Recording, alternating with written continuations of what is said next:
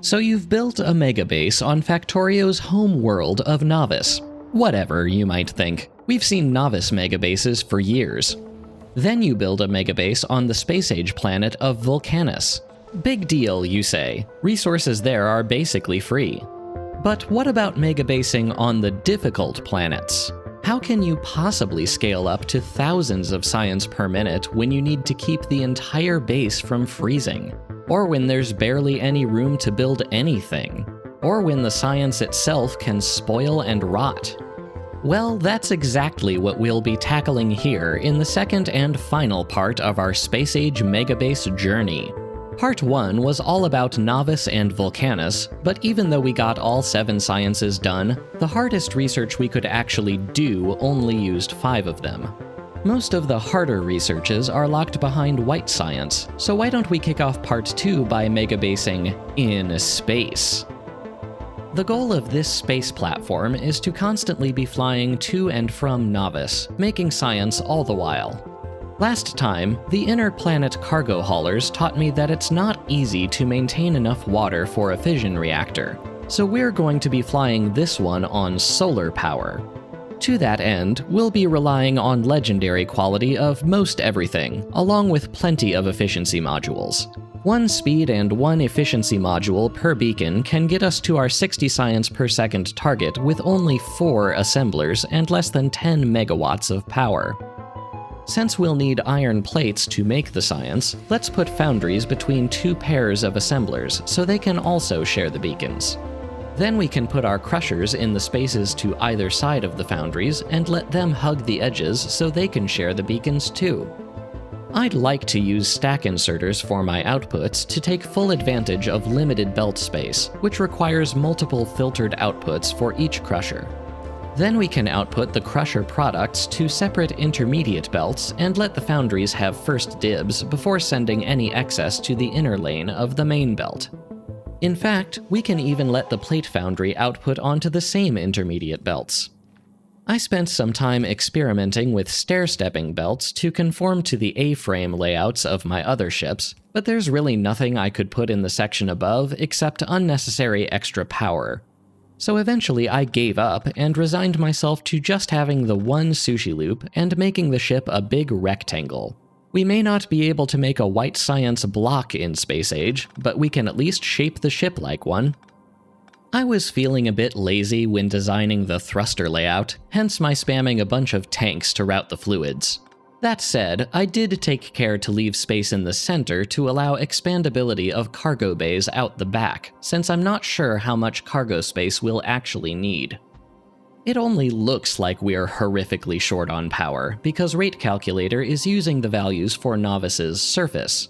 The solar in Novice's orbit is 4 times stronger, and while we're flying to Vulcanus, it'll peak at 6 times stronger. It's so strong, in fact, that we can justify conserving ammo by using laser turrets to deal with the smallest asteroids, even without a reactor on board. It's about here that I remembered the stack size for asteroid chunks is 1, which means handling them with stack inserters is a complete waste. As per the norm, we'll use decider combinators to set filters on the grabbers so they don't bother grabbing any asteroid chunk we don't need on the belt. Next, we read belt contents and prevent input to our crushers and ammo assemblers if there's too much of their respective products already on the belt. That looks good enough, at least for a first draft. Let's see how it fares in-game, once we've crafted all the quality items we need. While we wait, let's check in on what we've already made. Ideally, it would all just work without any further intervention, but we have yet to really put this base through its paces. So if you haven't watched Part 1 yet, a spot of maintenance should incidentally provide a decent recap. Now that we're actively researching mining productivity, let's see our pollution cloud. Yeah, that desert expanse to our south and east isn't doing us any favors, is it? Guess it's time to set up some more defense train stops so these walls actually have ammo and artillery. I notice the train isn't feeding any logistic bots to the stops, because it's not carrying any, because the belt mall doesn't have a box to draw them from. Oops.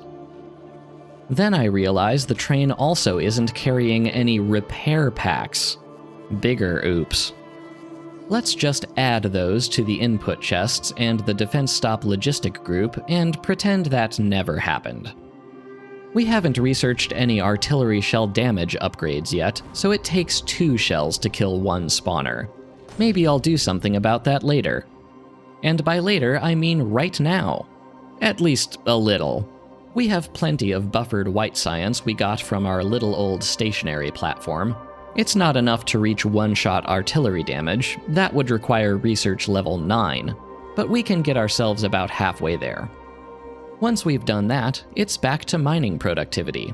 Purple science is lagging, however, because it's short on furnaces, because they're short on bricks, because the miners at the sparse edges of the stone patch ran dry. Thankfully, we can resaturate both greenbelts by putting speed modules in these 8 miners. If you're wondering why I'm switching to speed modules if I care so much about mining productivity, it's not despite mining productivity, but rather because of it. Each level of mining prod research adds 10% yield.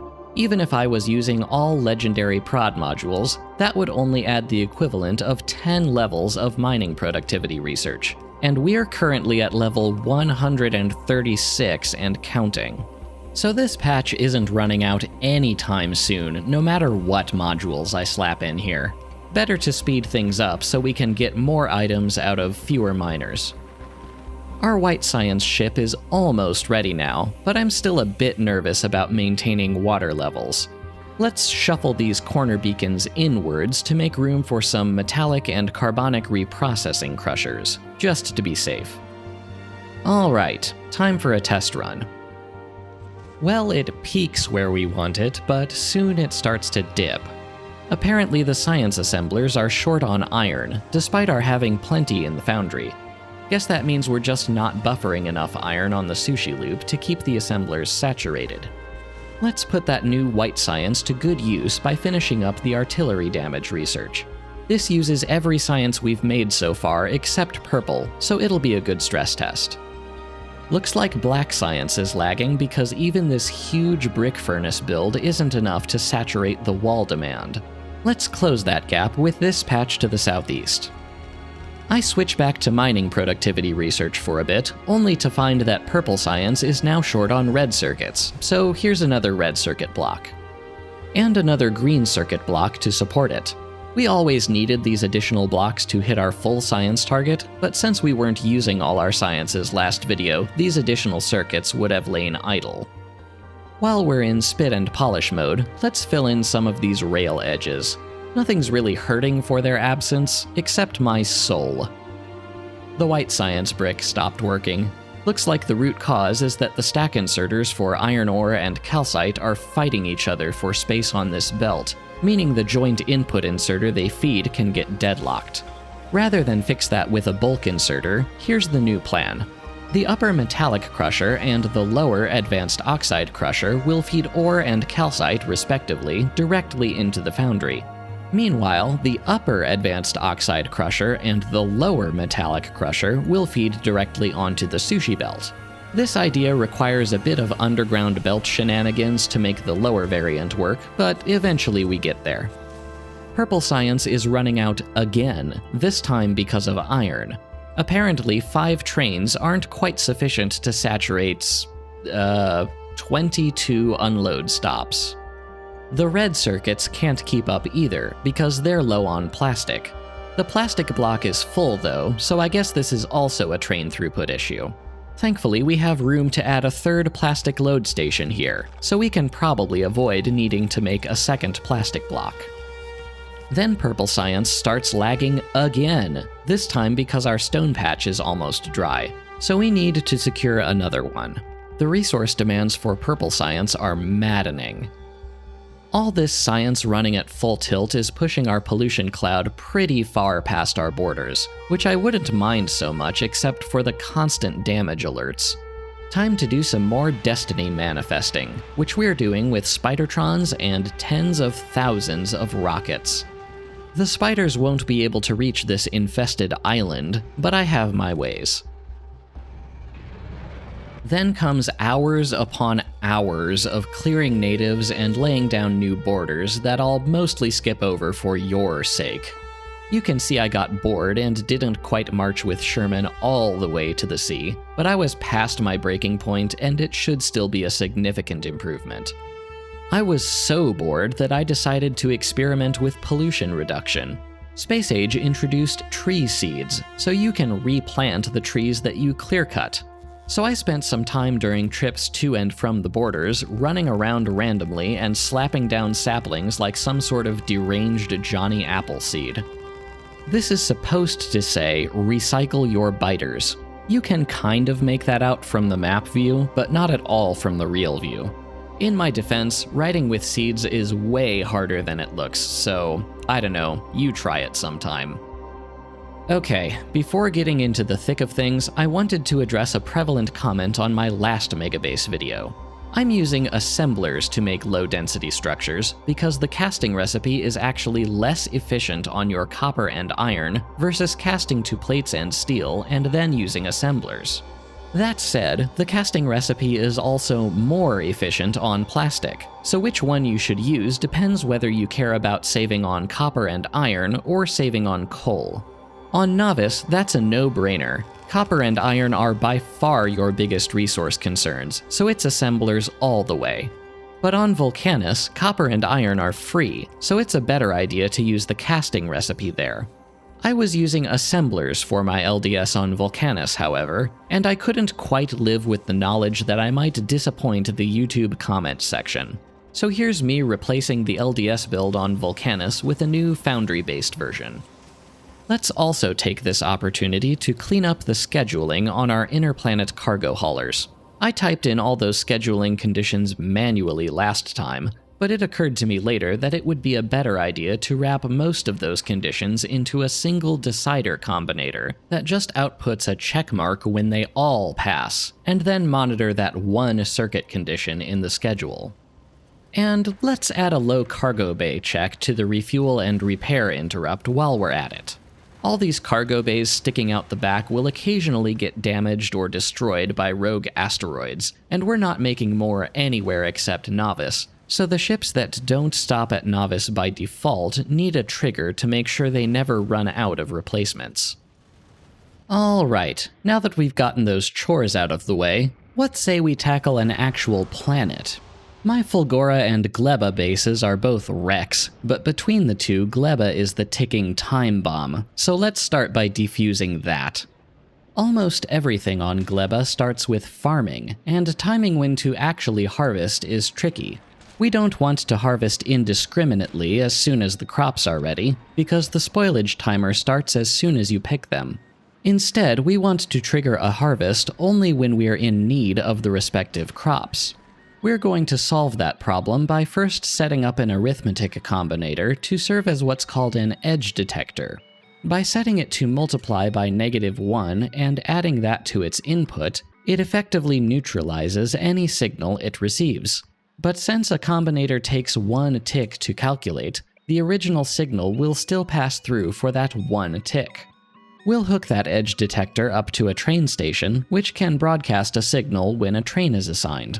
The effect is that when a train sets this station as its destination, a 1-tick signal resets this other combinator set up as a memory cell, which is just a decider with its output connected back to its input.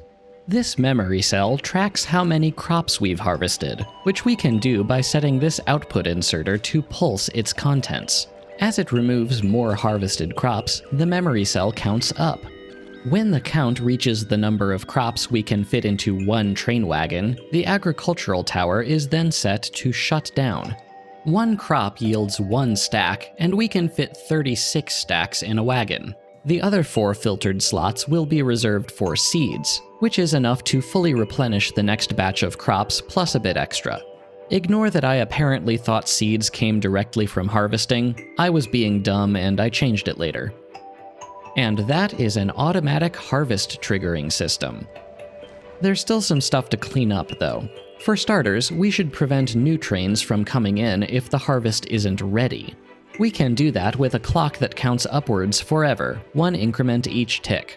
Crops take 5 minutes to grow, so we'll enable this stop only if the clock has reached 5 minutes, and then reset the clock using the edge detector. Agricultural towers can, at best, only control a field of 47 crops. That just barely isn't enough to feed 4 wagons from 3 towers, so we'll be sure to have each tower feed a dedicated train wagon. But we're not the only ones interested in the crops. The local wildlife is attracted to the spores we release upon harvest, and their excitement is more than capable of destroying our precious automation, so we need a way to keep them at bay. Thankfully, we have a head start on an outpost design in the form of the Novice Defense Train. If you're interested in the details of how this works, go watch my previous Megabase video. But the short answer is that it controls the quantities of supplies we need to unload at defense outposts and calls a train whenever something is running low. All we have to do here is change the logistic groups in the constant combinators. The defenses themselves, however, are quite different from Novice's perimeter, because Stompers have massive laser resistance and can step right over any walls we place. So our only real option is to stun them with Tesla turrets and bombard them with rocket turrets. This tileable design integrates a roboport for repairs and has substations every 9 tiles, so the loss of any one won't bring down the power network. Alright, now let's do something with our crops. That starts with bioflux, which is the base ingredient of almost every recipe on Gleba. We make it by mashing the Yumako and jellifying the jelly nut and sticking them in a blender. To keep things simple, we'll use a circular sushi belt that integrates nutrient production. I spend a while messing with this design that puts mash and jelly onto the belt, but it doesn't consistently maintain production because there's just not enough room for everything on the outer lane. So we'll switch to direct insertion for mash and jelly so they don't have to take up belt space. It is possible to use stack inserters to output spoilable ingredients, so long as the inserters are all filtered. That way, spoilage can only ever go out one path. Yes, technically items can spoil in the hand, but even the stack inserter will automatically dump anything it's holding that doesn't match its filter. That does mean the jelly and mash direct insertion could be a problem, but we're controlling that by circuit disabling the relevant biochambers unless the neighboring bioflux build needs their ingredients, so we shouldn't ever have extra. We're getting a few out of nutrient flashes despite clearly making plenty of nutrients, so let's triple how much we can hold on the belt. Any that spoil will just be consumed and returned as more nutrients. Then we'll draw bioflux from the sushi belt with more filtered inserters, being sure to circuit control them to leave a bit of bioflux on the belt at all times for nutrient production. Rather than put bioflux on a train, which would only serve to further draw down the spoilage timer, we'll use this bioflux design as the starting stage of every block that needs it. There's plenty we can make from here, but the most important item is rocket fuel, because that's our primary power source on Gleba. As with the bioflux build, we'll direct insert jelly into the rocket fuel biochambers, being sure to align the jelly chamber with the beacons so it doesn't get an unnecessarily high speed boost. It's still going to consume a ton of jelly nut, however, so let's add a couple of jelly nut unload stations. To keep input simple, we'll just drop jelly nut on the opposite lane of the bioflux belt. I debate for a while how to get rocket fuel to the trains while still blocking nutrients and also moving spoilage upwards to join any from the top belt. Eventually, I settle on this dual filter splitter design. Each of these rows produce 12.9 rocket fuel per second, which I thought was a great target until I noticed that a single heating tower will only consume 0.16 rocket fuel per second, and that's before any circuit control. Some quick back-of-the-napkin math tells me I've accidentally made a 13 gigawatt rocket fuel block, which is maybe 4 times higher than I expect our total power draw to be, so I do end up toning it down a bit. This is about when I remembered that I needed to add nuclear fuel production for the trains. There's just enough room to fit a centrifuge. Or so I thought. Okay, no, we have to make this fit. It's just barely manageable if we move the splitter for the dual rocket fuel load stations back before the centrifuge, but not so far back that it would allow nutrients through.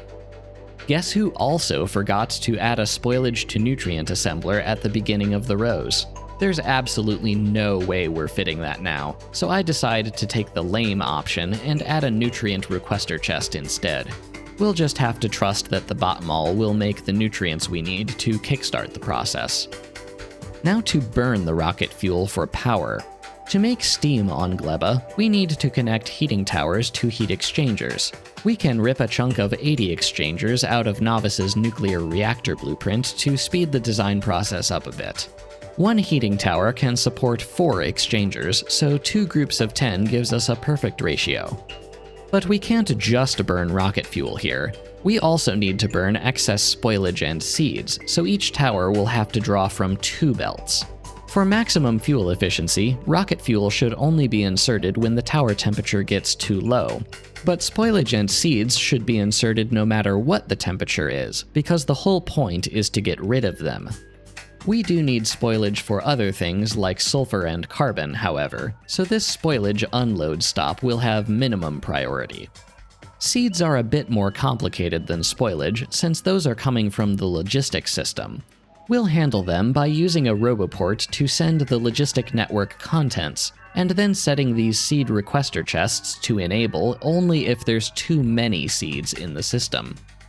This may look like it's working, but the real test is whether every heat exchanger at the ends of the rows can output the full 103 steam per second.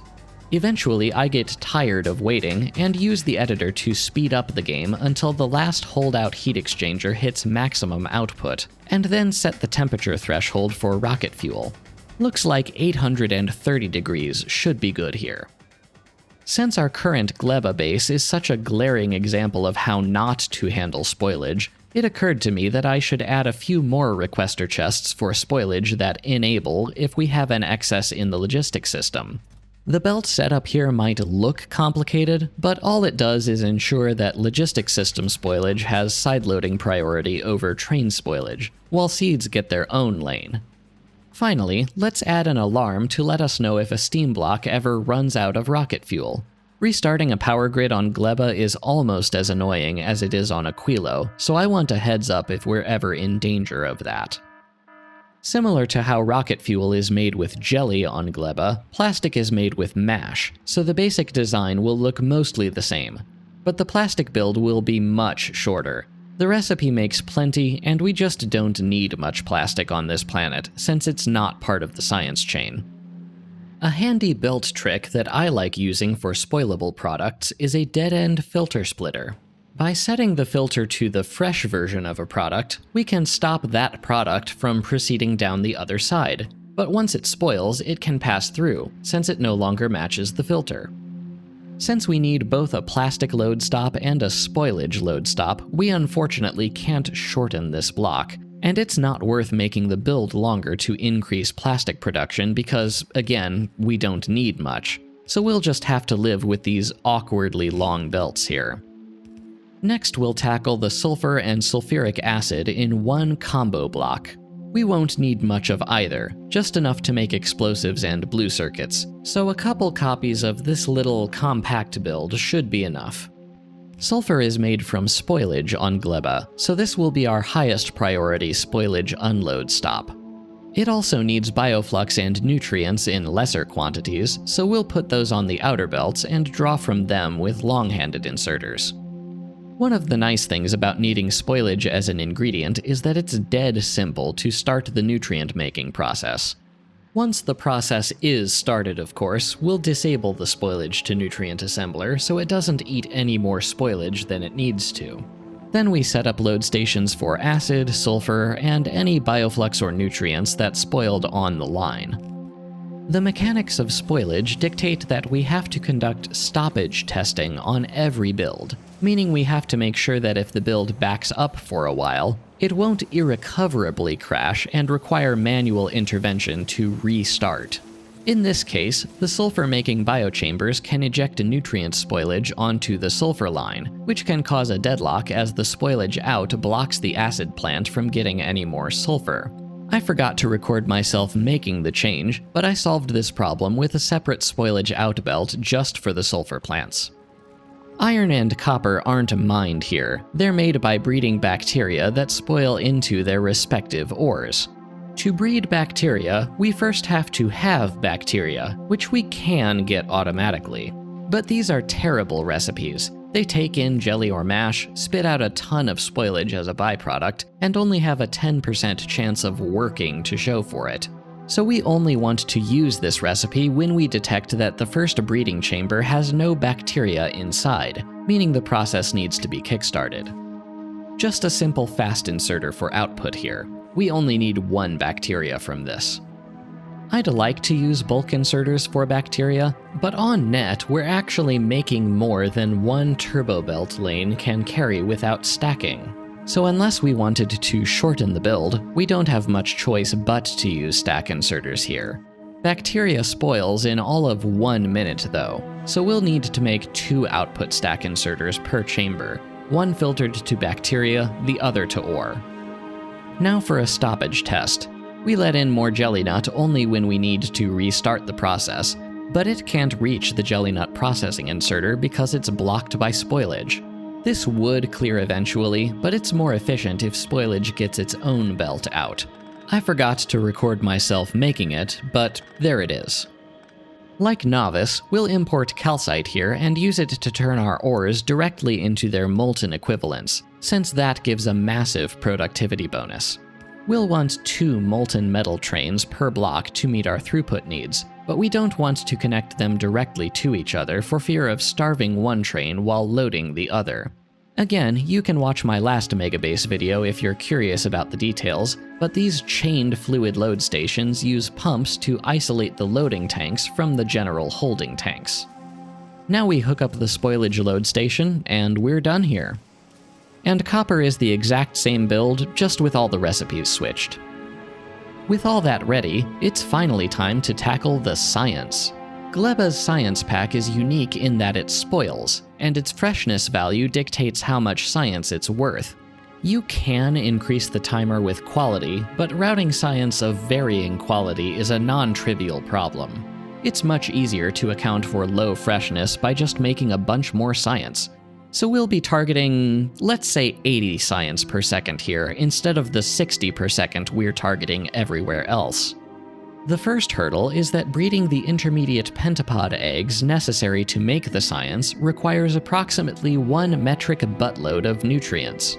Here you can see me assuming I can fully saturate a stacked green belt at 240 nutrients per second, and in the process completely forgetting that egg breeding requires taking some of the egg output back in as input to sustain the process. But eventually I figure it out and decide to limit myself to half that nutrient throughput. That turns out to be a great target, because after some beacon tweaking, I land on this layout that requires almost exactly that amount of nutrients, very slightly underproduces eggs to help prevent backups, and makes almost 10 science per second. So 2 blocks with 4 rows each should be enough to meet expectations. Turns out you need 4 stack inserters working constantly to saturate 1 green lane. I tried it with fewer and it just wasn't enough. Using unfiltered input inserters to take in eggs doesn't quite work, because they'll occasionally be picking up nutrients while the eggs pass them by. The solution is to use separate filtered input inserters for eggs and nutrients. We don't have room to do that for the last breeding biochamber in the line, but we don't really need to do it for that one, because by that point eggs are plentiful enough on the belt that missing any particular one just isn't an issue. One potential pitfall when using bulk or stack inserters for input is that they can occasionally attempt to gather items at the same time, essentially competing with each other for resources on the belt. But you can avoid this pitfall by spreading them out, so each inserter has a buffer of multiple belt segments to draw items from. This passive provider chest is there to buffer a small amount of eggs, so any row that needs restarting should always have some eggs in the logistics system to draw from. When doing this, be sure to set the output inserter to spoiled first, so it doesn't leave specific eggs in the chest to hatch. Speaking of hatching, we'll sprinkle a few laser turrets throughout the design, so any eggs that do hatch will quickly be eliminated. Hopefully. As we did on Vulcanus, we'll put lime science directly into rockets, so we'll start here by copy-pasting the second half of the Vulcanus science design, which brings in rocket ingredients from 3 load stops on the right side of the block. But on Gleba, we also need to make room on the right for a spoilage load stop. Next, we need to switch the science input inserters to input on the far side of the silo, so spoilage can be drawn from the end without letting any science go to waste on the belt. Then, to account for the potential for science packs to spoil inside unlaunched rockets, we'll add a 5th belt that draws spoilage from the rocket silos and also feeds it forward to the spoilage load station. I consider adding more silos to fill the space, but instead I opt to cut the number of silos in half and shorten the block. This is only making half our total science anyway.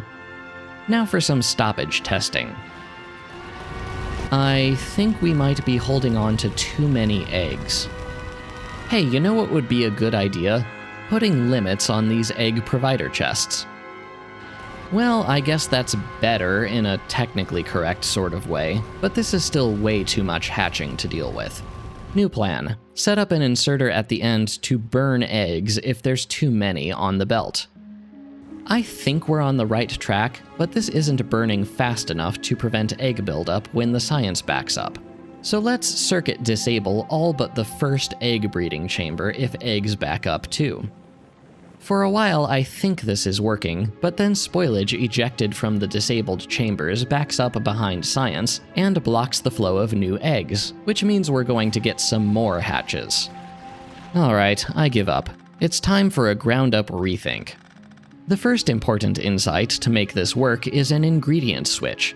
Bioflux and nutrients should share one belt for spoilage routing reasons that are too boring to explain, while eggs and science should be handled on a different belt. The second important insight is that the egg belt should be the top one.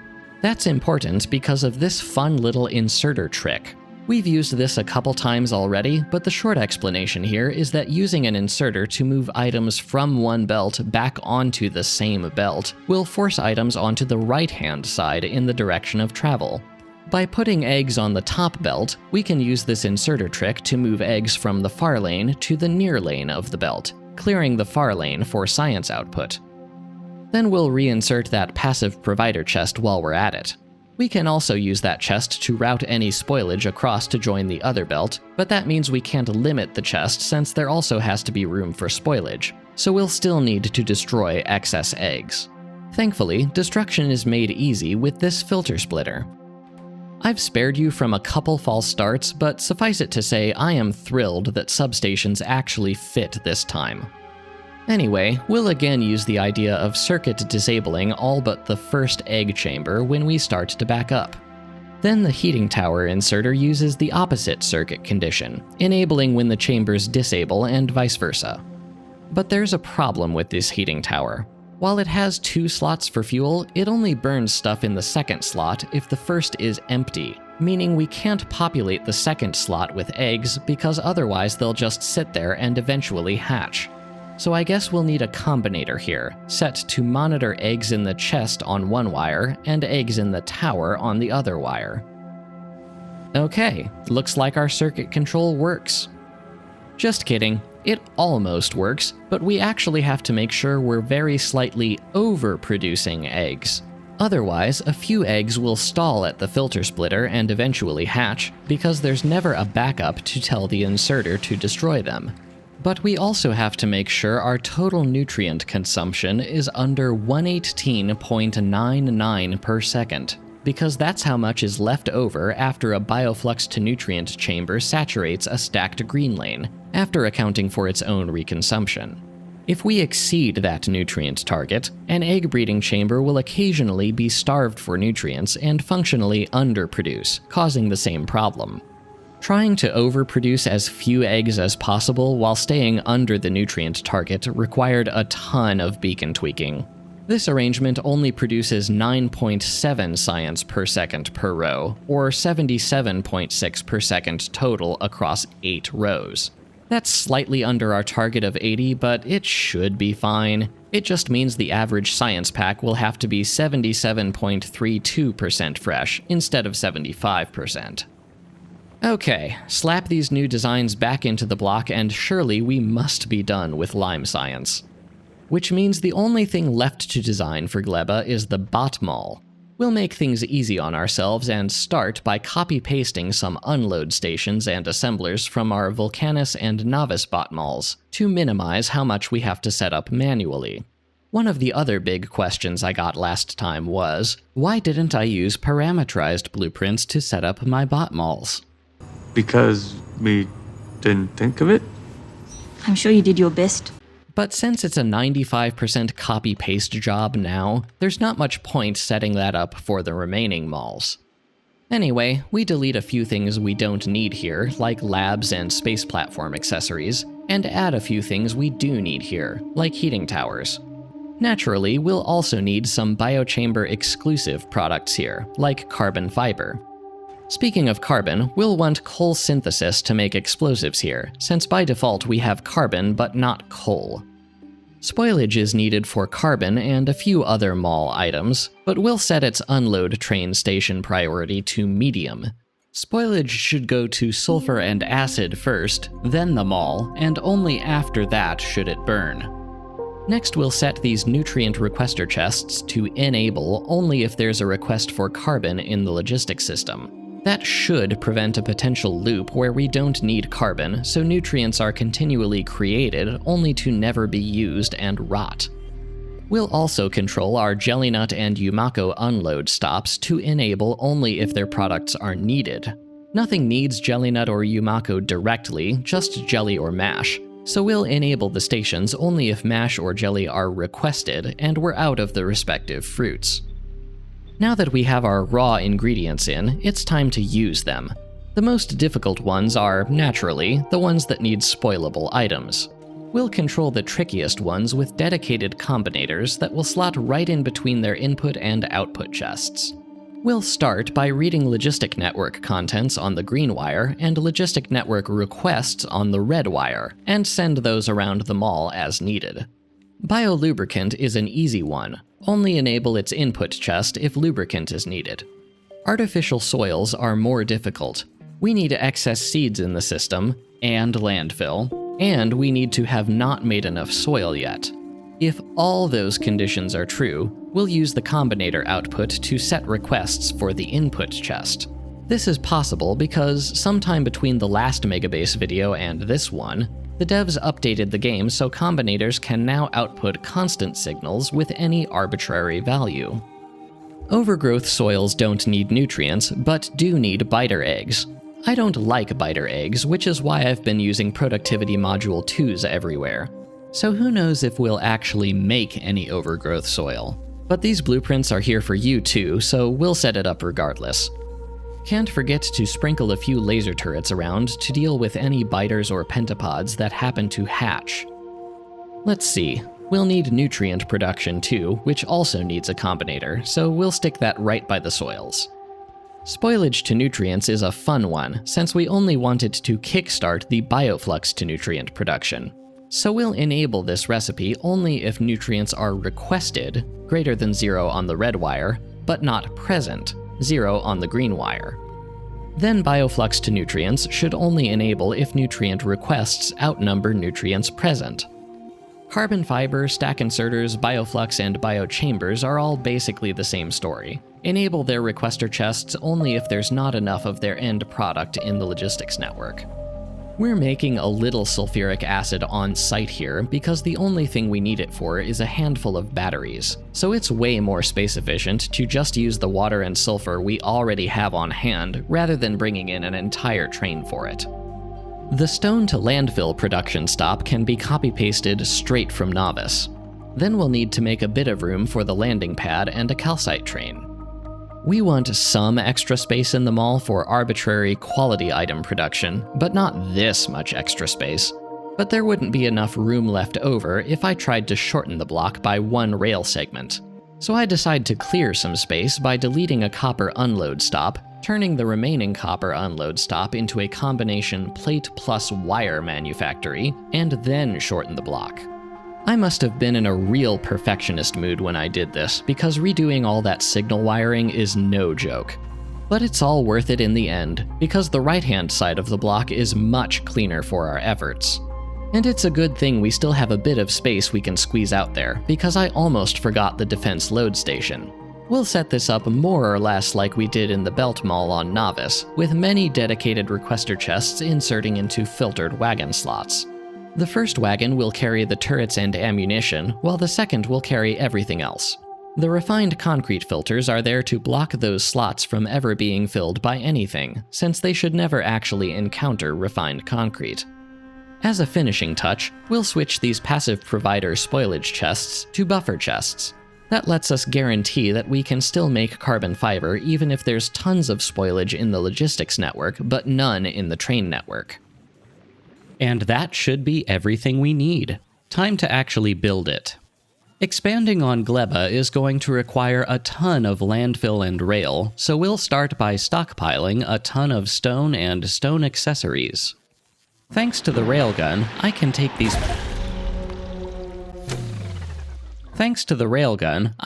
these pentapod bulwarks on foot. It helps to be able to fall back to deep water though, and we won't be able to do that for all or even most of them. So, just like on Novice, let's prepare to take on the natives with Spidertrons. Much easier. Alright, time to delete this sorry excuse for a base to clear room for the shiny new one. The farms have to go too, and just look at all these stomper heads. We've stockpiled a ton of rocket fuel for transitional power, but we also have about 800,000 spoilage, so we might as well burn that first. Anyway, once that's all deleted, we kill the power so we can paste the bot mall right over these roboports and storage chests. It's almost like I put them there on purpose. Our first priority is new power, so here's a rocket fuel block and a steam turbine block. We don't have new iron or copper here yet, so we'll have to rely on imports for the things we didn't stock enough of. But rather than ship all those things directly, I'll just request a few intermediate ingredients and rely on the bot mall to craft them into what we need. I also realize that we can use some furnaces to supplement those raw ingredients with smelted ores from the stromatolites we have to clear out anyway. Oh great, a robot placed the out of rocket fuel alarm. Let's just delete that for now. Alright, we need more biochambers, which in turn need eggs, so let's mine some heads. We'll also need crops for our resources, so I go scouting for viable farming areas, and nothing looks very good. I guess it's time to push into new territory, and almost immediately I find a pretty decent looking jellynut wetland. I'm so excited I start laying stations for 2 jellynut pickups, as if this could possibly support 8 ag towers. I need at least 37 unoccupied green squares per tower to sustain a harvest, and these are a bit off the mark. The core issue is that artificial soil can only be placed on this extremely specific shade of purple tile. Any other tiles in the purple biome require overgrowth soil, and I still refuse to engage with its component biter eggs any more than absolutely necessary. This patch above what will be the plastic block looks like some prime Yumako real estate. If only every farm could look this clean. While tending an outpost, the defense train rolls over and immediately aggroes a big stomper in undiscovered territory. There's no way the Spidertrons will get here in time, and I am so glad for the railgun right now. The bioflux builds at the head of the rocket fuel block are making nutrients, but they're still drawing new spoilage as if they aren't. I think this requires a combinator. We'll set it to check for presence of both Yumako and Jellynut, absence of nutrients, and not enough spoilage already on the belt. And that works great. Until it doesn't. Yeah, for all the backup tests I did, I forgot to do any on the bioflux build. Apparently, the spoilage to nutrient assembler just isn't fast enough to clear spoiled nutrients. I replace its productivity modules with speed modules, and that seems to fare much better. It's about here that I realized the Umako and jelly nut processing recipes can be made in an assembler. That doesn't get the biochamber's productivity bonus, but it also isn't dependent on nutrients, so for reliability's sake, we'll switch to using those in the mall. Thanks to a calcite import, the iron trains are working. That was another big question I got last Megabase video. Why am I importing calcite from Vulcanus instead of making it for free in space? Well, I did the math on how much calcite is required on Novice to sustain my SPM target, and a space platform, or platforms plural, needed to hit that target would have to be bonkers huge. It can be done, of course, but it's a whole lot of complication and UPS cost for not much practical benefit. I mean, think about it. I was already both mining calcite and shipping out massive quantities of science from Vulcanus anyway, so why not ship calcite too? Besides, just because you can do things a certain way doesn't mean you have to. Anyway, this mass of bot traffic is trying desperately to take all that extra spoilage I had left over from the previous base and carry it off to be incinerated in our shiny new steam power block. We're down to only about 400,000 spoilage now. Time to celebrate our new power grid by paving the world in concrete. But the celebration is short-lived because the rocket fuel isn't flowing. Looks like it's clogged on spoilage, so I changed the rocket fuel spoilage load stop to have highest pickup priority. We need more biochambers for the next block, so it's time to deliver some more freedom to the pentapods. The biochambers are crafting pretty slowly, however, which appears to be because the bots just aren't that interested in moving the necessary nutrients out of these active provider chests. For now, I'll just move them myself, I guess. I think next we should make a science block. Less so for the science, more so for the egg breeding, so I don't have to keep hunting to get eggs for more biochambers. Soon after making said block, we get some hatches. I conducted backup tests for this, but not starvation tests, so I guess this is what happens when we run out of jelly nut or Umako. But hopefully we can avoid that by just making more farms. Looks like the spoilage isn't flowing because it got imbalanced between rows. Let's just fix that ourselves and naively hope it won't happen again. Okay, the next block will be the sulfur and acid combo block. Might as well use some of this spoilage to make something useful. Except, oops, I forgot to request any cryoplants to actually make the acid with. While we wait for those to arrive, let's also lay down a copper block and a green circuit block. Hey, the science backup contingencies are working! Okay, iron is dead because I totally forgot that nutrient output might spoil inside a spoilage to nutrient assembler. But that's easy enough to solve with another filtered inserter and a slightly longer spoilage belt. Last step before we can make red and blue circuits is plastic, so let's lay that down next. Now that green circuits are working, we breached half our power capacity for the first time ever, so let's paste another turbine block. And that was great timing, because we'll need that headroom to power the defense perimeter we urgently need to lay down. Unfortunately, an artillery turret doesn't quite reach to the edge of our spore cloud by default, but this is a thick enough border wall that I'm not too concerned about attacks now. Why are we so short on jelly nut seeds? Whatever, I'll come back to that later, because right now I am getting very sick of these spoilage trains continually unbalancing themselves. We can't fit a proper balancer in these blocks, but we have just enough room for a poor man's balancer, every spoilage belt running through a single splitter. We'll have to add that in every block with a spoilage pickup, which is most of them. Now it's finally time to add the red and blue circuit combo block that I made last video. That turns out to be a stupid idea, because over an hour later, I remember that particular block design made plastic locally out of coal and petroleum, which is not at all how you're supposed to handle plastic on Gleba. No choice but to head back to the lab and make a new block. After getting rid of the plastic-making cryo plant, we need to move plastic from a new unload station over to the correct lane of this intermediate belt that's shared with the wire. We can move the red circuit section pretty far back now, which also lets us move the blue circuit section back. I think we can shorten the block, at least until I see how far forward this acid station is placed. No way that train can get itself back out. New plan. Delete the acid station, move the blue circuits directly adjacent to the red circuits, put the acid station on the other side of the block next to the load stations, and run the acid backwards. There. Now we can paste the circuit block. Looks like our defenses are holding up well, except for the wasting rockets on wrigglers.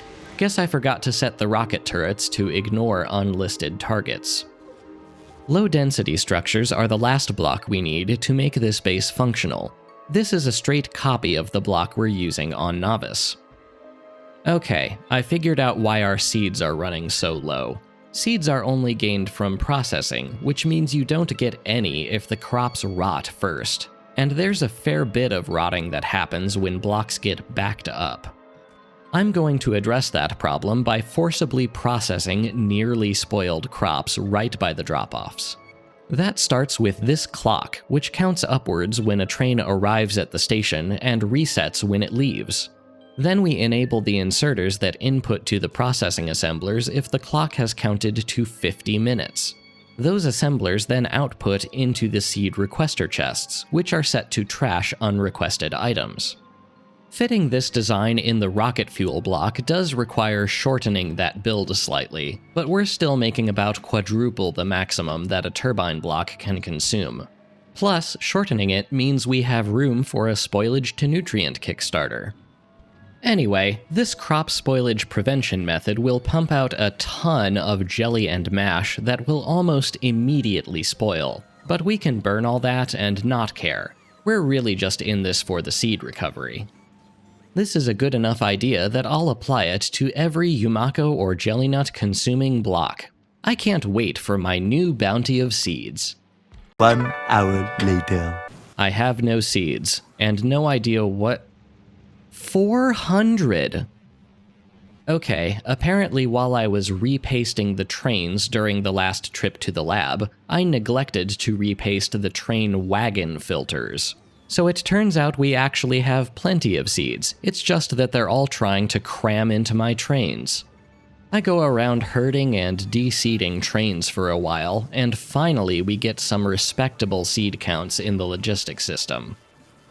Alright, I think it's finally time to test some Lyme science research. We'll start with Explosives 16, which will come in handy sometime later.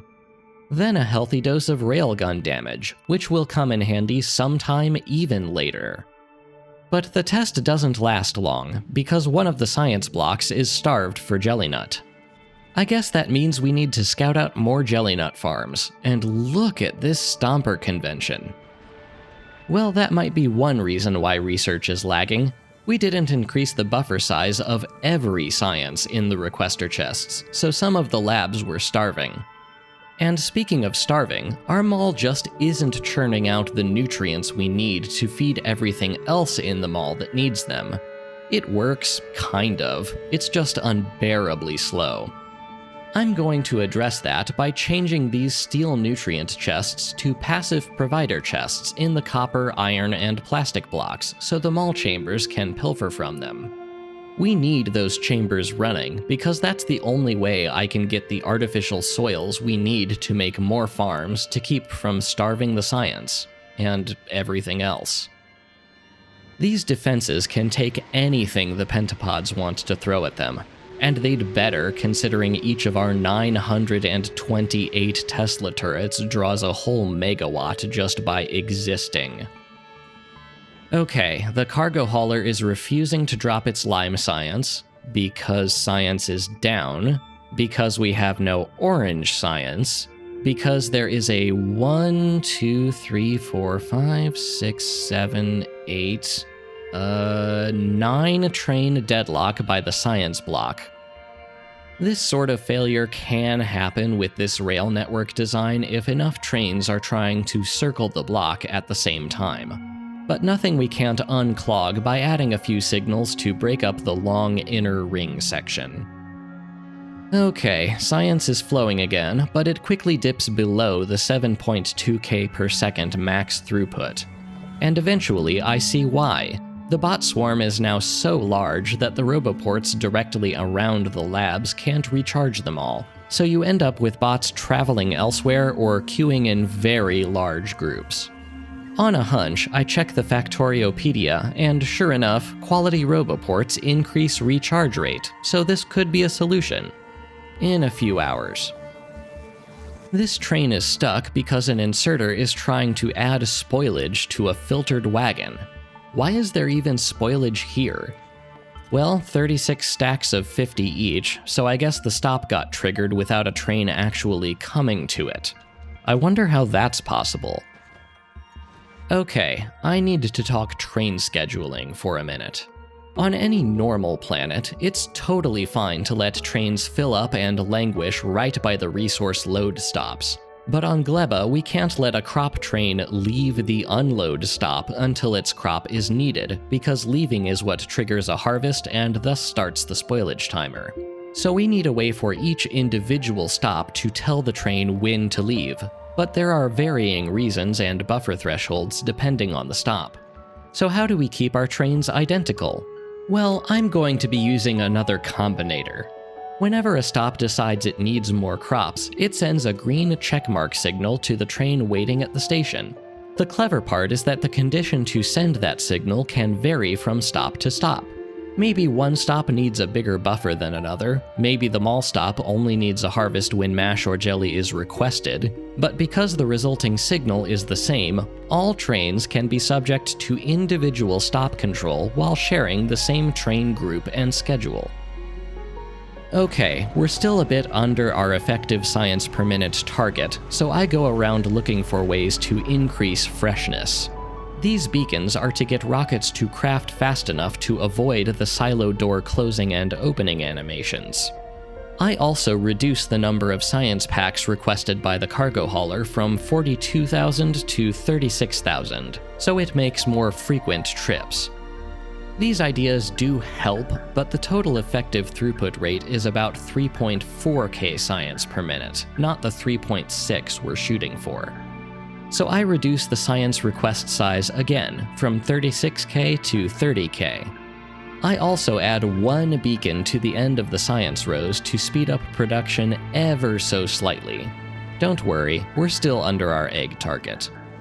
Then I am rudely interrupted by the rocket fuel supply alarm, which is going off because the rocket fuel trains are imbalanced. I'll fix that by taking some of the buffered rocket fuel we never used from earlier and just slapping that into the relevant wagons. Then orange science dies again. This time there's plenty of science but no rocket fuel, because the liquefaction is deadlocked on petroleum. I guess we're just not using enough plastic to consume it. Maybe the LDS productivity research we used as a stress test last Megabase video set us on this path. It starts working again after flushing the petroleum, but we need a real solution. So I changed some of the solid fuel plants to take petroleum instead of light oil. It's not as fast or as efficient, but at least it can't get deadlocked. Anyway, here we have zero science on the way despite having a ton in our silos, which means plenty is just sitting there rotting because they're not being concentrated into groups of 1,000. Theoretically, we can solve this by setting the silos to automatically fulfill requests and just letting bots insert the science 1,000 at a time. And that sort of works, but you see how the bots are carrying some of this science away?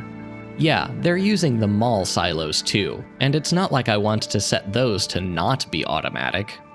You can even see a few particularly stupid bots carrying science from one block to the silos on the other science block, clear on the other side of the base. But you know how they say, if it's stupid, but it works? Well, this almost works, so I guess it almost isn't stupid. Alright, I'm fresh out of freshness ideas. Time for the nuclear option, a third science block. We'll tone down the beaconing on the existing science block design so it only makes 30 a second instead of 40, but that should let the additional block take our total output from 80 a second to 90, which should be more than enough to cover the effective SPM deficit. I guess we won't need these beacons by the silos anymore. Goodbye, beacons. You sure were pretty. Now that we need to fill up 3 rocket ingredient stops again, the whole base roars to life, and we're just barely low on peak power.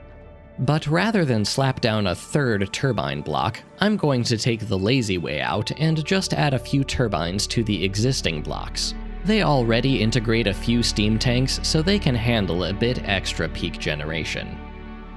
Okay, the farms are still triggering when they shouldn't be. To my horror, I discover that trains can repath basically on a whim. That wouldn't be an issue if we waited to trigger a harvest until the train actually arrived at the station, but that sounds like wasted time waiting to me. So instead, I choose to tackle the reason why I think they're choosing a different station when repathing in the first place. Because the timer resets when the edge detector triggers, the station is technically only available for 1 frame. Meaning if a train repaths, it would see that its previous destination is no longer available and choose another one. So by instead waiting to reset the timer until the train arrives, the station will remain open until it gets there. In theory. I guess we'll see if that's actually how train repathing works, but I have hope. Later. That is not how train repathing works. Frustrating though it is, there's just no way around needing to wait to trigger a harvest until a train actually arrives at the load station.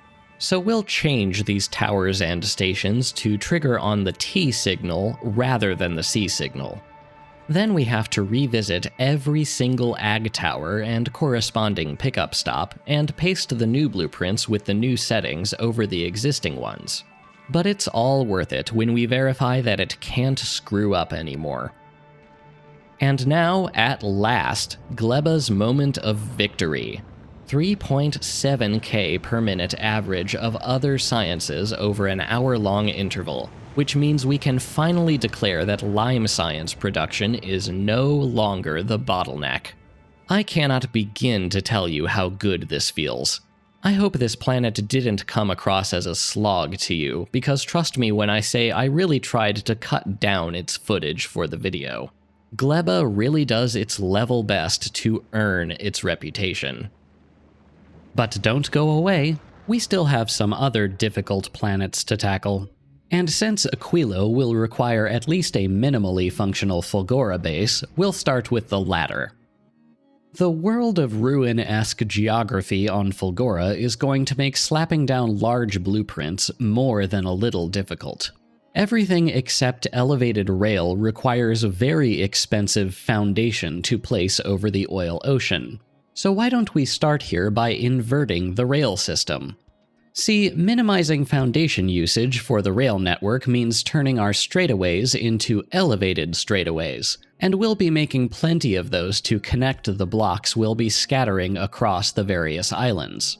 So to sync up, our 3-way interchange needs to terminate at elevated level rather than ground level, which requires remaking it from scratch. But I do my best to fit it in the same footprint as the default one. And since there's no such thing as elevated train stops, we'll also need to remake the horizontal and vertical U-turn segments, which we'll branch off of to pick up our scrap. Then to do something with the scrap. The general idea behind this all-in-one block was that each product's excess would be recycled and fed forward to minimize waste. For example, low-density structures are recycled before steel, so that the steel from recycling the LDSs would merge with the steel that comes directly from scrap. I spent about a day and a half testing and tweaking this design, alleviating throughput issues and other things I won't bore you with. Yes, I am rushing through this, and that's because when I went to paste the block in the actual game, this happened. Hubris, thy name is Neuro. I searched in vain for undiscovered islands that could viably fit such a monster block, but eventually I was forced to concede defeat and take a walk of shame back to the lab.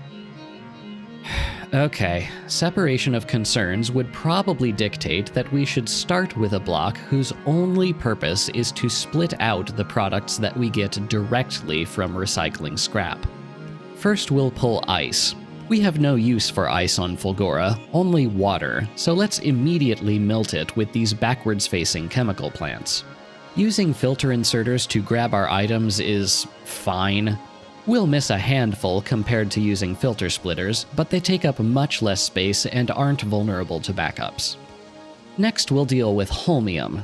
As with ice, we have no use for the raw product here, so we'll turn this into holmium solution on-site.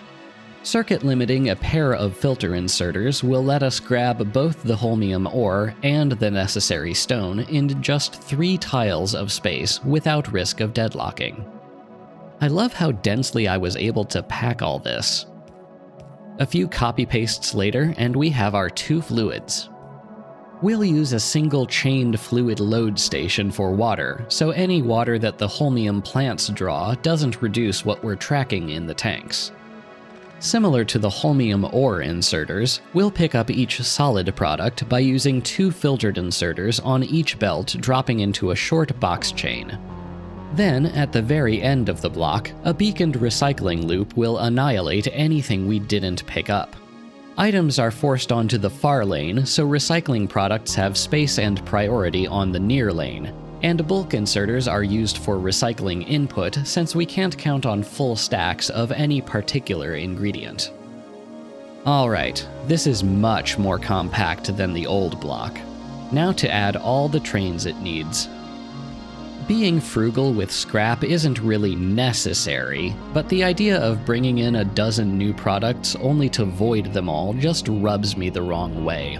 So let's implement a scrap saving system. Each of these combinators broadcasts a red X with value 1 if their respective stations are full. Then this combinator turns off the scrap unload stop if every station signals that it's full. Simple but effective. While I'm thinking about trains, we're not going to make a global bot network on Fulgora, because any bots that dare to cross the oil ocean would run the risk of getting obliterated by lightning. One consequence is that, rather than letting bots carry train fuel to every stop, we'll instead need a central refueling station that every train will travel to. That in turn means that most Fulgora trains won't be able to share groups with trains on other planets, since they'll need to use a schedule interrupt to refuel. Okay, now that we have direct scrap products, let's break some of them down, starting with circuits and wire. We'll just copy-paste the scrap recycling design to break down our blue circuits. Any red circuits produced from blue circuit recycling should join the contents of a red circuit stop for further recycling, so we'll divert them with a filter splitter on the blue circuit output. Next, the green circuits from both stops will merge together using another filter splitter. The next station will be a green circuit load station. It works the same way as the red and blue circuit stations, except we'll send the green circuits backwards first. The inserters that feed green circuits forward for further recycling will be disabled until we have at least 1 full train load worth of green circuits. Then the last station will be the copper cable unload, which will merge with the cables we got from recycling red and green circuits before breaking those down too. I don't remember why I did a sanity check at this point to make sure an elevated 3-way would merge properly into what I'd built so far, but it's a good thing I did because it didn't merge properly. So I had to break for a while to make a second pass at my entire Fulgoran rail system. I'm not going to sit here and talk you through every little tweak I had to make just to get these all working with each other, but here's one of the nastier examples just to give you an idea of how much time and effort can go into these things. You can see here how I have to move this ramp over by 4 tiles to line up with the ramp for the ring branch that lets trains into the block. And you can see here how that immediately causes problems with the horizontal extension. Well, the only reason that ramp needs to be so far over in the first place is because the scrap processing block specifically has one load station that's further left than Hassan, and its train needs a way to get in. After a bit more wishing desperately for a better solution, I decide the best option is to rip up most of the processing block and move it 4 tiles to the right, just so I can move the branch inlet 4 tiles right, just so I can move the ramp 4 tiles right, just to avoid the conflict with the horizontal extension. Yeesh. About an hour later, I'm finally satisfied, so the only remaining step is to completely rip out the rails around the processing and recycling blocks and replace them.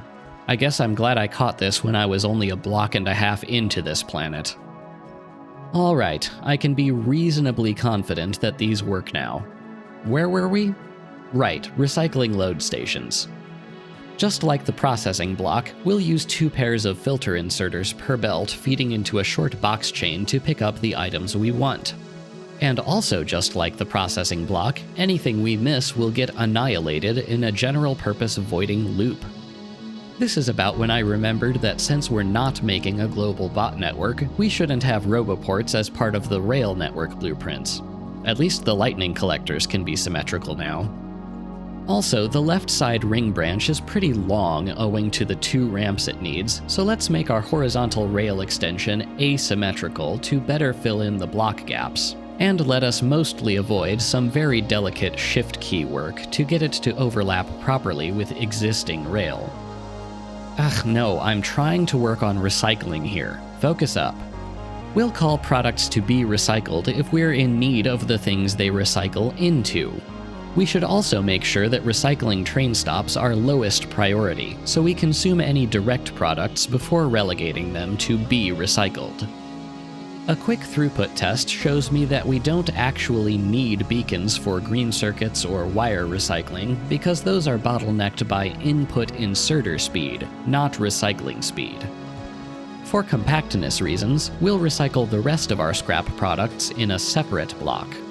The unload stations for low-density structures, batteries, gears, and concrete will all look basically the same as the circuit and wire unload stations did, and the rest of the block will look much the same too. The biggest difference from the previous block is that this one doesn't work. A throughput test fails because low-density structures alone are producing so much copper that the voiding recyclers just can't keep up. We'll fix that as best we can by compressing the load stations so we can fit more recyclers into the voiding loop. At this point, I launch into a refactor of these blocks. The core reason is a nasty speed imbalance. Because our beacons are slightly misaligned, half of these holmium solution plants can take in 0.44 holmium ore per second, while the other half can take in 0.56 per second. That's a 27% speed difference. We can fix that by moving the fluid stops rightward slightly to make room for better beacon alignment. But a similar speed imbalance remains for ice, and those plants depend on the recycler beacons. I wonder if I can rearrange the recyclers to use the same beacon alignment. Well, that will mean aligning the recyclers to the center of wagons instead of the edges, which will in turn mean the belts will shift towards the center. So let's carve out some room to flip these inserter chains around. A bit of shuffling, plus a slightly awkward gap between beacons to fit a power pole, and it fits. Now to copy-paste this design to the other rows. Shout out to the new super force building option for making this process so much quicker than it used to be. Alright, this works better, uses fewer beacons, and as an added bonus, it even looks much nicer to boot. And actually, the recycling blocks used basically the same recycler design. I bet I can make the same change there too, can't I? Jump cut, and yeah, I totally can. Now that we have our recycling ingredients, let's make some science and then work our way backwards through the crafting tree. I got lucky here and landed on a beacon arrangement that makes exactly 15 magenta science per second per row, or exactly 60 per second total. Magenta science needs both holmium solution and electrolyte, so the fluid routing is a bit annoying. The solid routing is much easier, just supercapacitors and accumulators in to get science out. Unfortunately, we do need to do a little weaving of belts and pipes to get electrolyte, the solid inputs, and power all in the top 2 tiles. Like some of our novice sciences, this will be a 2-section block. The first section will make the prerequisite accumulators, and the second will bring in the remaining ingredients for the actual science production. Then I try copying in a third section in the form of the rocket silo setup from Vulcanus and pasting it into this block, but this looks pretty long now. Called it. Okay, for the first time in our extraplanetary sciences, we'll actually be putting this one on a train, which will take it to a dedicated launch block. Then I try to shuffle some things around within the science block to hopefully shorten it, but there's not quite enough spare room for that. However, we can do something with all that extra space. Local electrolyte production. Electrolyte is a product of heavy oil, holmium solution, and stone. Heavy oil we can pump directly from the ground here, and we were already bringing holmium solution in anyway, so all we have to do train station-wise is replace the electrolyte drop-off with a stone drop-off. And we have just enough room to make just enough electrolyte. Snaking the electrolyte output to its science input is a bit ugly, but whatever, it just needs to work. Then the launch block is very straightforward. Science in one side, rocket ingredients in the other side, silos in the middle. Next we'll tackle the supercapacitors we need to make the science. Since we'll also be making electrolyte on site here, we need to bring in batteries, green circuits, holmium solution, superconductors, and stone. This is about when I remember we need radars in these blocks, since we don't have roboports for visibility. Anyway, we need to hit 33 1/3 per second to match science demand, and for reasons only known to my past self, I decided to target just over that amount, either forgetting or not caring that supercapacitors are also needed for plenty of mall equipment. But later I speeded up with a few extra beacons, so don't worry about it. Like the science, we'll send both the holmium solution and the heavy oil across rows at the front, so we only have to hook up one pipe each to fill all 4 rows. Green circuits need to only be placed on the top lane of their belt, so holmium plate has room to output onto the bottom lane. Here you can see me not doing that, but again, I'll fix it later. Superconductors craft super quickly. Just one beaconed plant can put out almost 7 a second, and we only need about 50. These are a bit odd in that they take light oil, which means we need to crack the heavy oil from the ocean. So we'll put a chemical plant at the head of the superconductor plants and again send its input fluids across rows. We can do the same for the holmium solution too. The production area is so small here that I try turning it into a short block, one where an additional 3-way interchange can't fully fit between the ends. On other planets, that would be a bit of a pain, because it would be difficult to find another block long enough to properly intersect with it. But on Fulgora, most blocks will get their own island anyway, so who cares? But there's barely not enough room for the copper train to pull in. Even deleting this support and moving the ramp all the way back still isn't enough. But then I have a brilliant idea. Who said the water for cracking needed to come in on the left side?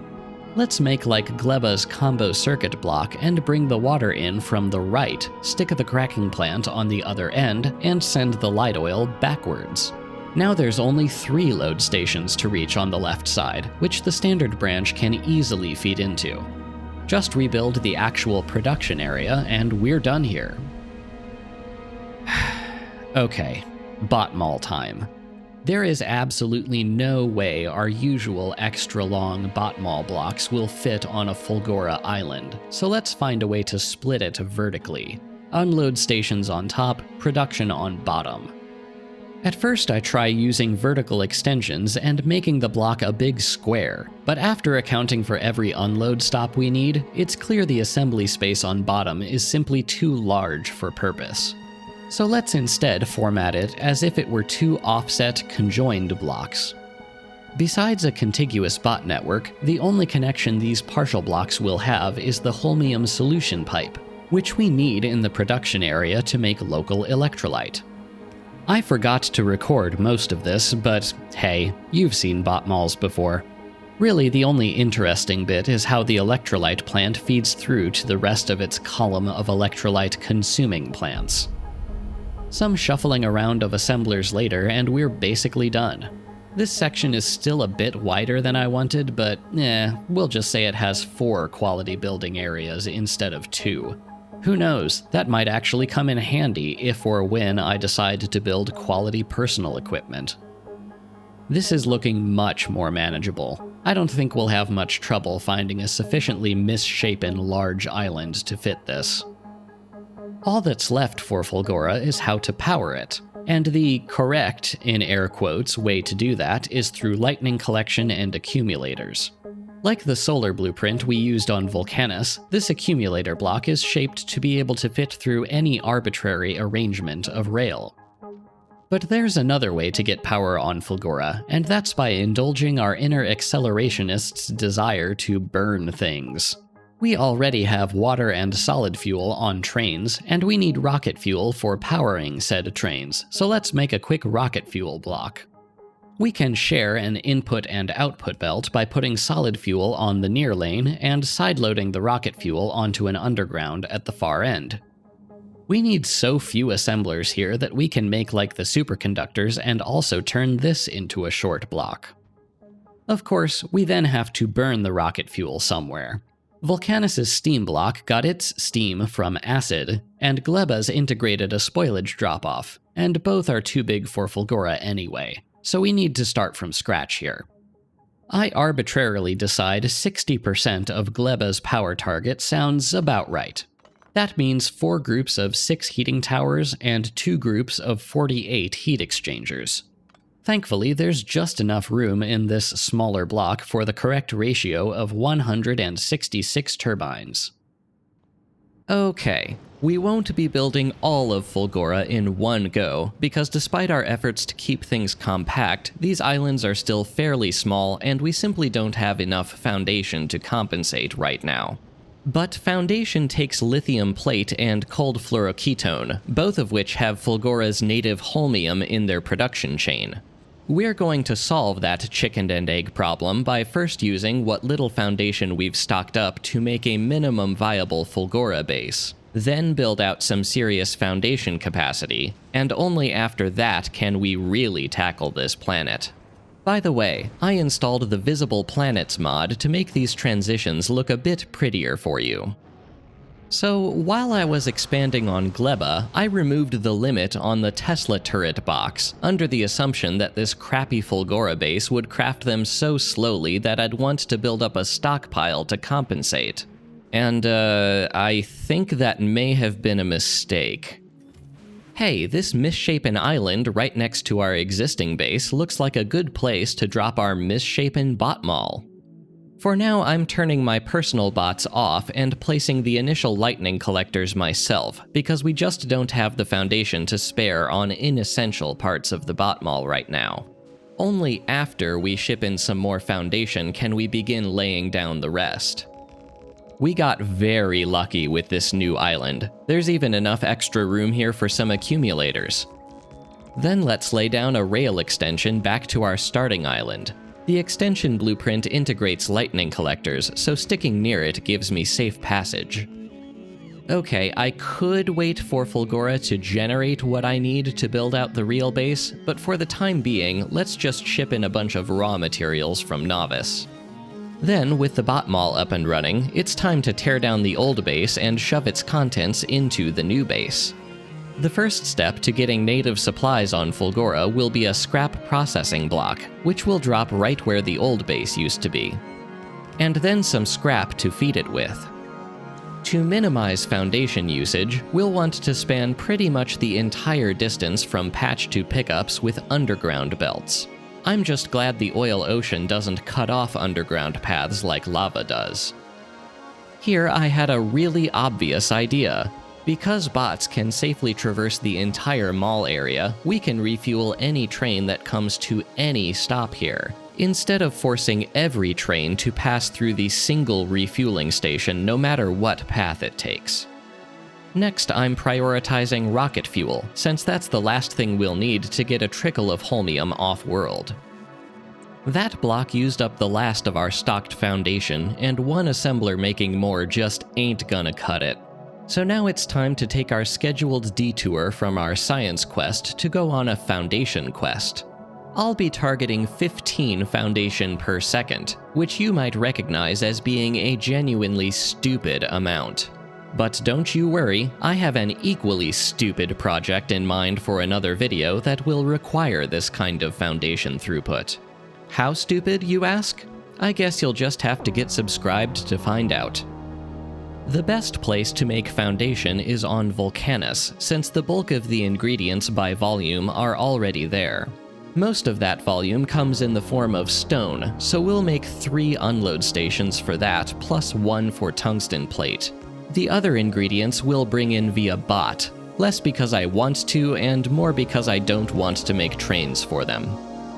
I almost forgot to give the foundation itself a path out. Using long-handed inserters to pass it over the fluoroketone pipe is an option, but I decide to use some cursed belt and pipe weaving instead just to keep the final build looking a bit cleaner. We'll be shipping most of this out, but we'll also want some for additional expansion on Vulcanus. If we just put some from each row in a provider chest, however, the bots would probably just take from the one nearest the mall and gradually unbalance the system, so we'll want to balance the output here. Foundation crafts so slowly that, rather than use a 4-4 balancer, I'm just going to join the output onto a single belt that the bots can draw from, and then split it right back into 4. Initially, I thought I could get away with 16 silos, but since this build can fill a silo about every 3 seconds, I realized I'd need a bit more. Foundation also needs carbon fiber, which is made on Gleba from carbon and Umako mash. And like the foundation itself, 2 half-starving mall assemblers making carbon fiber just isn't going to cut it. So we'll need to make a carbon fiber build too. Carbon comes from spoilage, which is easy enough, though we'll have to see if the scale we'll need it at will pose a problem. Mash is trickier owing to a short shelf life, though we won't have much choice but to put it on a belt next to the nutrients we're swiping from the Bioflux build and hope for the best. Then everything gets packed into silos for a journey across the solar system. And you know what? We can direct excess logistic system spoilage to go here before burning any. If the carbon fiber block fires up at the same time as the rest of the base, we'll probably go over our peak power capacity, so it's time for a 3rd turbine block. I'm putting it here because this is about the only remaining space contiguous with the rest of the base that still has accessible water. Then the first carbon fiber block can go above. Yeah, this is just the first one. It only supports half our foundation capacity. But we probably won't need more than that, at least this video. And soon we have masses of carbon fiber. Later. Guess who didn't do backup testing on the carbon fiber? Whatever, for now let's go lay the foundation block on Vulcanus and hope this magically sorts itself out. There's not a great place to put the foundation block, however, at least without needing a bunch of foundation to go over lava. I decide the least bad option is to delete this blob of solar and put the foundation in its place. We should already be making as much stone as we need for this, except right now it's mostly getting voided. But nothing we can't solve with a priority output splitter, so it goes to the new pickup stations first and only gets voided if those are all full. This design does require a bit of extra space between pairs of foundries, so some shuffling around is required. Once we've done all that, the resources start flowing. We'll need more tungsten plate if we want to sustain both foundation and science production, but for this video, I'm okay with foundation getting throttled a bit. The last things we need are lithium plate and cold fluoroketone, both of which come from Aquilo, and it's getting about time to do something about that. First, however, we'll need to design a new outer planet hauler with cargo bay expandability. By the way, did you know you can design space platforms in the lab directly without needing to draft it out on surface-level lab tiles? I didn't at the start of this video, but I do now. Since the only planet that all these haulers will have in common is Aquilo, let's power this with a smallest possible fusion reactor. No matter how many times I do this, I'm never not intensely annoyed at the asymmetry introduced by a 3x3 unbarreling assembler to get the cold fluoroketone, and a 5x5 cryoplant to cool it. The best we can really do to even it out is to just slap some solar panels and accumulators in the gaps. Then the actual platform. First, I spent a while messing around with direct insertion of all intermediate products before deciding that wasn't worth the effort. So I settled on 2 stair-stepping belts per side, an outer belt for asteroid chunks and ammo, and an inner belt for the intermediates. Most production can then be placed in the space between belts. Oh look, more asymmetry. This time there's 3 oxidizer tanks versus 2 fuel tanks and vice versa per side. But this does make the most sense given the space constraints. Rather than create one unified water pipeline per side, I chose to give fuel and oxidizer their own dedicated tank and melting plant, and give coal synthesis and explosives a separate dedicated tank and melting plant. Then, for the asteroids and ammo to use different lanes while still allowing ammo stacking, we have to set the ammo assemblers a tile back and sideload their output onto the outer belt. As on Gleba, using stack inserters with crushers is fine as long as every product has a dedicated filtered path out. I'm not really sure what should go in the middle up here, so let's just spam guns and hope that keeps the destruction alerts at bay. Finally, let's be smart about our reprocessing. Each crusher gets combinator controlled to enable only when there's an excess of its primary asteroid type and a deficit of another type. This all isn't quite as densely packed as I'd like, but it should do the job just fine. Once we shuffle a few of our precious reactors and generators over to Novice, it's time to build them. For now, we'll just make 2. One for the Aquilo Gleba Vulcanus path, one for the Aquilo Fulgora Novice path. After we actually get an excess of reactors and generators, we'll give each inner planet a dedicated hauler. And now that we have reliable outer planet logistics, it's time to draft up our last base. The first and most important Aquilo build is the ammonia-based crude oil to rocket fuel chain. How about I spare you from the several attempts that didn't work and just skip to the one that did? This chain is crucial to any Aquilo base because it's net positive on fuel, heat, and power, all 3 of which are difficult to come by in this frozen wasteland. Most of these steps can be done in either chemical plants or cryo plants. We'll use both here to make pipe routing easier and to hit different speed and productivity targets for different parts of the chain. Rocket fuel and ice will share opposite lanes of a single output belt, and any excess ice will be voided with recyclers. By adding a second underground belt pair, we can even make this build tileable. Aiming for tileability is why I had so many false starts here. That and aesthetics. Probably also a smart idea to add an alarm to let me know if the temperature dips. And there we have it. 1 oil pipeline in, 1 rocket fuel and ice belt out. As on Fulgora, we'll start the builds proper with the science and work our way backwards.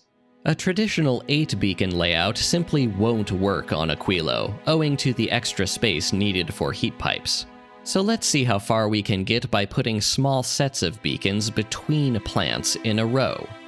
Ideally, I'd like this to also be tileable, and it looks like we're starting to get somewhere with that idea. Now here's a solution. 1 cryoplant and 3 beacons surrounded by a perimeter of heat pipes, which then simply branch inwards to reach the necessary pipes and inserters. As long as the cell is short enough for the undergrounds to connect, it should tile in both directions. No sweat. Hitting our 60 science per second target means the closest we can get to a clean number of cryoplants is 108, which produces almost 62 science per second. But we can slow that down at the edges by strategically removing beacons. I think this might be slightly too many plants to fit into a single block, so let's split the work 3 ways. Okay, it's about time I figure out how I'm actually going to heat these blocks. First up are the roboports, because of course those are also frozen. If I want to maintain the bot network through the rail lines, my only real option is to add a circuit-controlled heating tower next to every roboport. Annoyingly, their logistic networks disconnect when frozen, and they're not close enough to overlap. So each of these will have to be kickstarted manually before the bots can take over refueling. Then the solid unload stations. These are made easy by using an underground pair to let a heat pipe pass through the middle of the belts, then branching off to warm both ends. These heating towers will just borrow from the train fuel. And to make sure the heating process can always handle a cold start, we'll be using the only cold-resistant inserter in the game to handle the fuel. You know it, you're ambivalent about it, it's the burner inserter. There is absolutely no way we're fitting 16 tanks into a fluid unload stop along with the necessary heat pipes. Let's use 8 tanks as a starting point. And only 1 pump per wagon. It's not like we have massive fluid throughput concerns here anyway. Spreading these tank pairs apart lets us run heat pipes inwards. Then we connect them to each other with some underground pipes and fiddle with the result until it looks nice and symmetrical. The heat for the build itself will be provided via a rocket fuel train. We don't really need to put that on belts, just shove it directly into heating towers. That will be done with stack inserters, which need heat to work here. Rather than kickstart the process manually, we'll connect these heating towers to the train fuel heating tower and let that provide the seed heat. As long as the rocket fuel inserters are set to maintain a higher temperature than the train fuel inserter, they should eventually take over. Most builds that use cold fluoroketone return some hot fluoroketone as a byproduct, which you can cool down again. But rather than mess with putting hot fluoroketone on a train, I'm electing to just cap off each production row with a fluoroketone cooler and cycle it straight back into the input. Then we can connect each row's cold fluoroketone pipelines at the rear, so we only need to run a pipeline to 1 row at the front. After that, we just need to circuit control the input of new cold fluid, so the recycled fluid always has room to fit in the pipeline. Now for the rocket silos. The usual belt layout obviously isn't going to work here, so let's start deleting. Then we'll lace heat pipes between ingredient input belts and between silos. We can even fit a 3rd column of silos in here. After a bit of beacon tweaking, we can get to a nearly perfect 20.03 science per second. A little underground and inserter cleanup later, and this block is tied off with a lovely grid of rockets. The process of solidifying lithium brine into raw lithium requires ammonia, which is easy enough to get from the ocean here, but also holmium plate, which is significantly more annoying because that's already the bottleneck on Fulgora. You can make raw lithium in a chemical plant, but if you don't use a cryo plant with 8 productivity modules to help alleviate that bottleneck, you're doing it wrong. This will look basically like the science, though unfortunately we do need to use a little weaving of belts and pipes to get both fluids in and the end product out. There's enough room for 2 stations at the end of this block, and we'll use the other one for the ice left over from ammonia production. We need ice for the science, and I'm not sure if the rocket fuel build will produce enough, so this will be a good backup source. The much more commonly used lithium plate is super straightforward. Just smelt the raw stuff. This will look a bit different than the last two designs because electric furnaces are tiny compared to cryoplants, but the general idea is the same. Next is fluoroketone. We can only make the hot stuff directly, but like I said, I don't want to treat that like its own ingredient, especially when it's not used in anything. So this block will treat it as an intermediate by immediately cooling it down. Just these 8 cryoplants will make enough fluoroketone for both our science target and our foundation target. Besides the fluorine and raw lithium, it also takes ammonia and solid fuel, which is made in part from ammonia. So the logical thing to do here is lead each row with one chem plant making ammonia and another that takes some of that ammonia and some crude oil to make the solid fuel on site. Quantum processors are a royal pain because they need ingredients from every planet. It's possible to do this without belt weaving, but we're going to take the lame way out and just bot in everything that we're not already putting on a train. Superconductors, carbon fiber, and tungsten carbide. It's not like we need any of these ingredients in high amounts anyway. This will also end up looking much the same as the other designs, with cells of EM plants next to a column of beacons and all surrounded by heat pipes. I'm almost sorry for reusing this idea for so many blocks, but I genuinely believe it's the best way to make tileable builds on this planet. After adding some cryoplants at the ends to recycle the fluoroketone, it occurs to me that we'll be needing some, but not all of these for use in the mall. For the record, it is possible to construct a 4-4 balancer with heat pipes, like so, but this is a little bulky for my liking. New plan. Make like the foundation block and put all the processors on a single line. Once we hook them all up to some rocket silos, we can draw from the unified portion of the belt for the logistics system.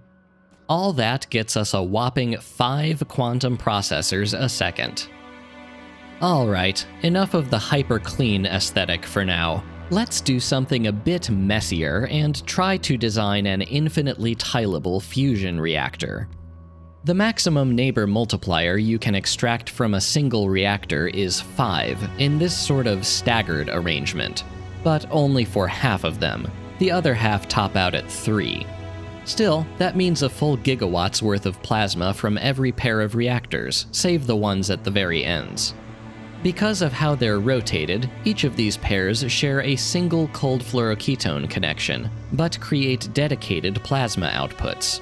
The best way to then get this plasma through the generators is to arrange them into these single-file columns.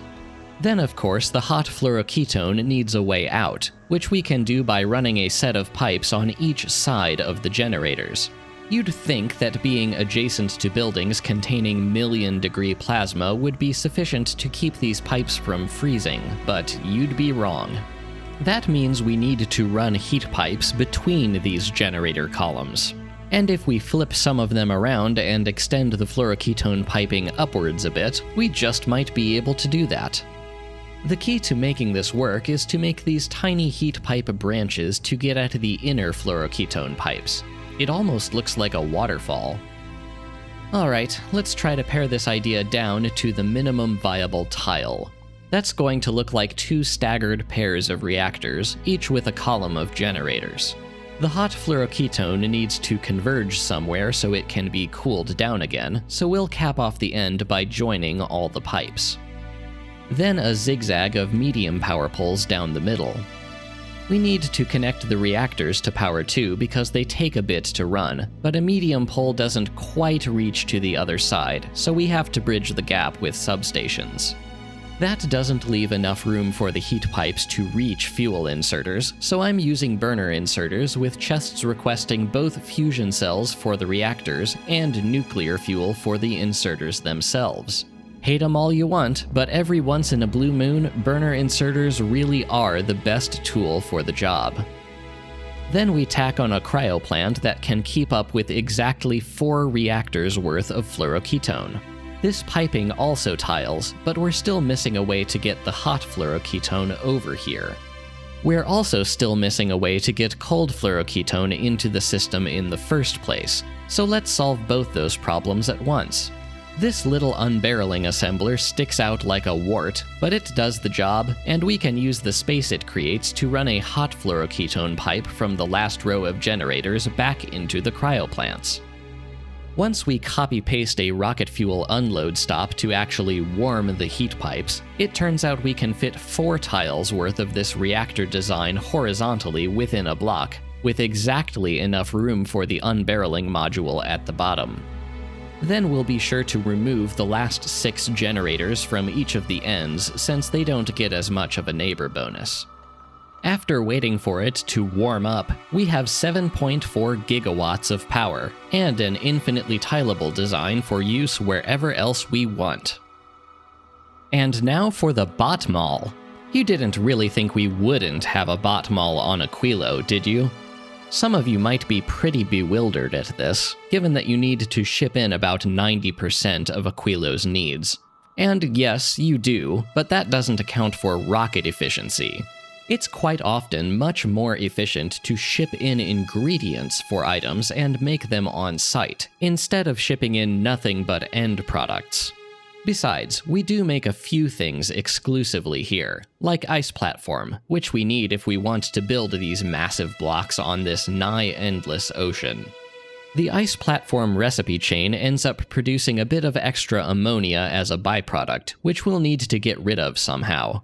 Thankfully, we can use ammonia plus crude oil to make solid fuel, and use that to heat the majority of them all. And we can't forget to make nuclear fuel here. This design is nice and elegant, but it forces a wide gap between this and the next station, so we might as well scrap it and redo it with more beacons. We're basically trying to remake half of the rocket fuel build here, and as usual, this pipe routing is incredibly annoying. Seriously, if there's a clean way to hook up this particular ingredient chain, I feel like I still haven't found it. Cryo plants are too bulky for this build, so we'll stick to chem plants. Ideally, I'd like the oil input to the solid fuel plant to come directly from the oil station's tank, and we can shuffle the solution separation plants inwards so their ammonia output also routes directly there. This looks like a good start, but there's still a problem: how to get the excess ice out. We don't want to risk the heat going down and killing them all if we happen to be full on ice platform. I can fit this perpendicular underground belt pair to move the ice to the edge of the build for voiding, but that creates a new problem by breaking the ammonia line.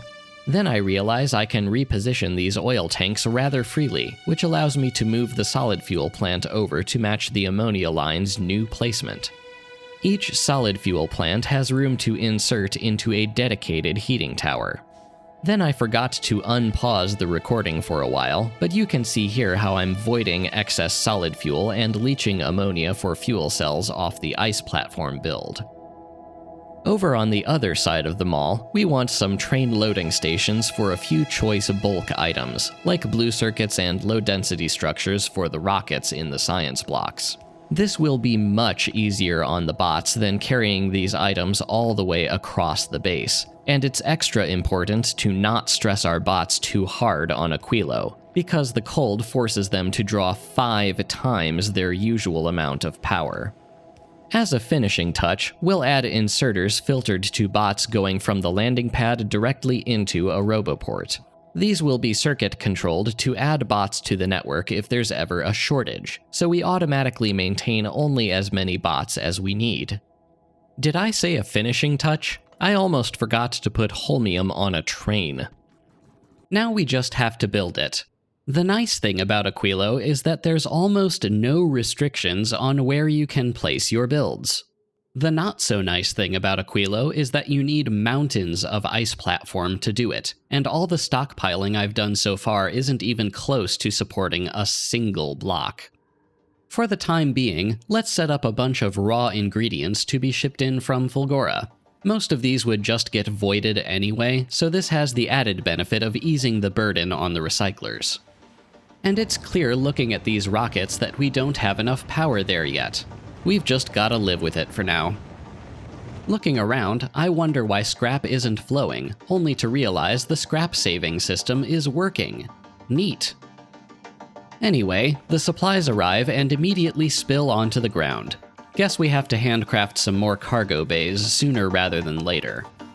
Those cargo bays can join these storage chests in preparation for them all to be placed on top. For the time being, we're just going to use bots to move oil into the mall via barrels.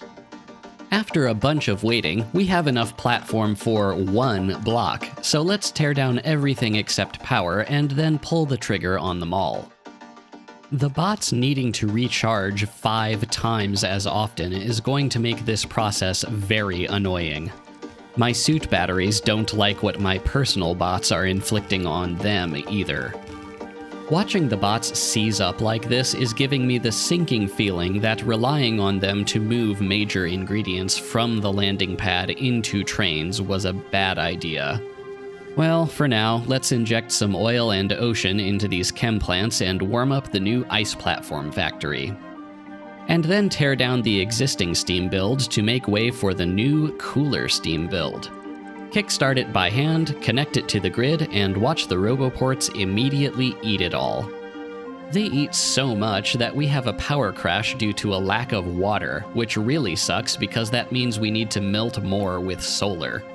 I guess we need more power then.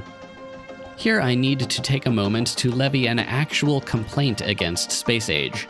You can't lay bricks on ice platform.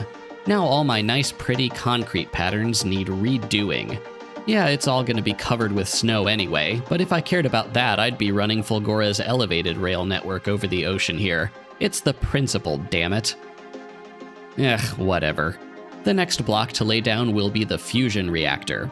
That was the last big question I got last Megabase video. Why didn't I use fusion power on Novice? Well, 2 reasons. One philosophical, one practical. The philosophical reason is that I'd like each of these bases to be as self-sufficient as possible because I just think that makes them more interesting. Yeah, I could spam fusion on every planet and every ship, but that would be almost as boring to watch as it would be to play. But it's not just a matter of preference. The practical reason is that fusion cells take holmium plate, and did you see how we started on Fulgora? I didn't want to risk Novice going down because Fulgora got clogged again on whatever, especially when our primary biter defense is laser turrets. Anyway, we'll also need quantum processors to make the generators and reactors. And then the power crashed again. I thought I ratioed this correctly, but apparently we can consume just a bit more water than we can produce. I thought for a while about how to solve this without reducing the sustained generating capacity or building a whole new design, and that's when I had an epiphany. This is an actual, legitimate, unironic use case for the power switch.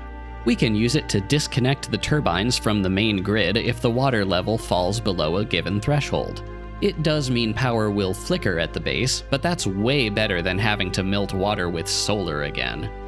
I crossed the 4,000 hours of experience mark during the making of this video, and this is the first time I've ever used one of these things. By the way, Orange Science is down again. This time it's because the innermost thruster on the hauler got destroyed. What kind of stupid angle did that asteroid come in at? Okay, we're still not making ice platform nearly quickly enough, so I spend a few minutes throwing together a dedicated ice platform maker. As with the mall version, excess ammonia will get combined with oil and turned into solid fuel to keep the build warm, and with a bit of shuffling around, we can even make it tileable. I considered bringing in the oil for this by bot as well, but then I realized it would be way easier to just tack it onto the end of the rocket fuel build, since oil is designed to pass through that. Let's see, I think 12 of these should do the job. We only have 3 fusion reactors and we're not getting more anytime soon, so I concentrate what we do have into this temporary arrangement to get us at least some power. That will need plenty of heat to keep from freezing, but we still have no rocket fuel train and won't for the foreseeable future. So for now, let's bring in rocket fuel to the towers with requester chests. Finally, water crashes are off my mind. Almost, anyway. We're on a timer now because we'll need lithium plate to make more fusion cells, so here's the raw lithium block. To get the brine, we'll just envelop our starter lithium patch like so, but we'll need a better solution for outposts later.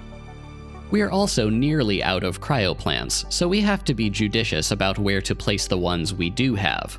Aside from lithium plate, however, they also take superconductors, a Fulgora product that we haven't rebuilt yet, so we're stuck with what we've got here for now. And lithium plate smelting comes next. To get the most possible mileage out of our existing fusion cell stockpile, I'm going to delete almost all these beacons. We'll leave a few in place where we actually have production, but no sense letting the rest waste power speeding up all these cryoplant ghosts. The fluorine pickup will look much like the initial lithium pickup. We barely need any to sustain our fluoroketone production, so this is enough, at least for this video. Our first shipment of raw lithium by train. Feels good. You know what doesn't feel good? Having to ship such an ungodly number of barrels between Aquilo and Vulcanus. These things barely stack, so we need a ton of trailing cargo bays to hold them all. And a ton of cargo bays added to the Vulcanus landing pad, which we don't really have the room for. But that does get us enough foundation that we can finally pull the trigger on its first project, covering the foundation block itself with concrete. If we want to get sufficient foundation for Fulgora, however, we'll need to fix the carbon fiber first. This design can sort of recover from a backup, but it's clear that the inserter at the end just isn't clearing spoilage quickly enough. I'm going to solve that by, again, giving spoilage a dedicated path out of the assemblers and onto a separate belt. That extra belt taking up space does mean that the design will have to be mirrored rather than simply copied, which in turn requires further adjustments, like mirroring the prerequisite mash build and switching up the belting of the rocket silos. But it's worth it to have a build that doesn't seize up anymore. Then Aquilo's botmol ran out of oil because the barrels we were using to move it all got eaten by fluoroketone logistics. But we should be able to fix that problem by making sure we're importing more empty barrels than we're exporting fluoroketone barrels. And then we needed even more cargo bays on Vulcanus. I might have to expand this botmol later. Alright, now that we're actually making and shipping stupid amounts of foundation, I think we're about ready to get out of here and actually build a Fulgora base. Sweet, sweet foundation. Our first priority will be some recycling blocks, because the scrap processing blocks aren't capable of maintaining maximum throughput without some external voiding help. And we'll have to void a ton of garbage to get at our precious holmium.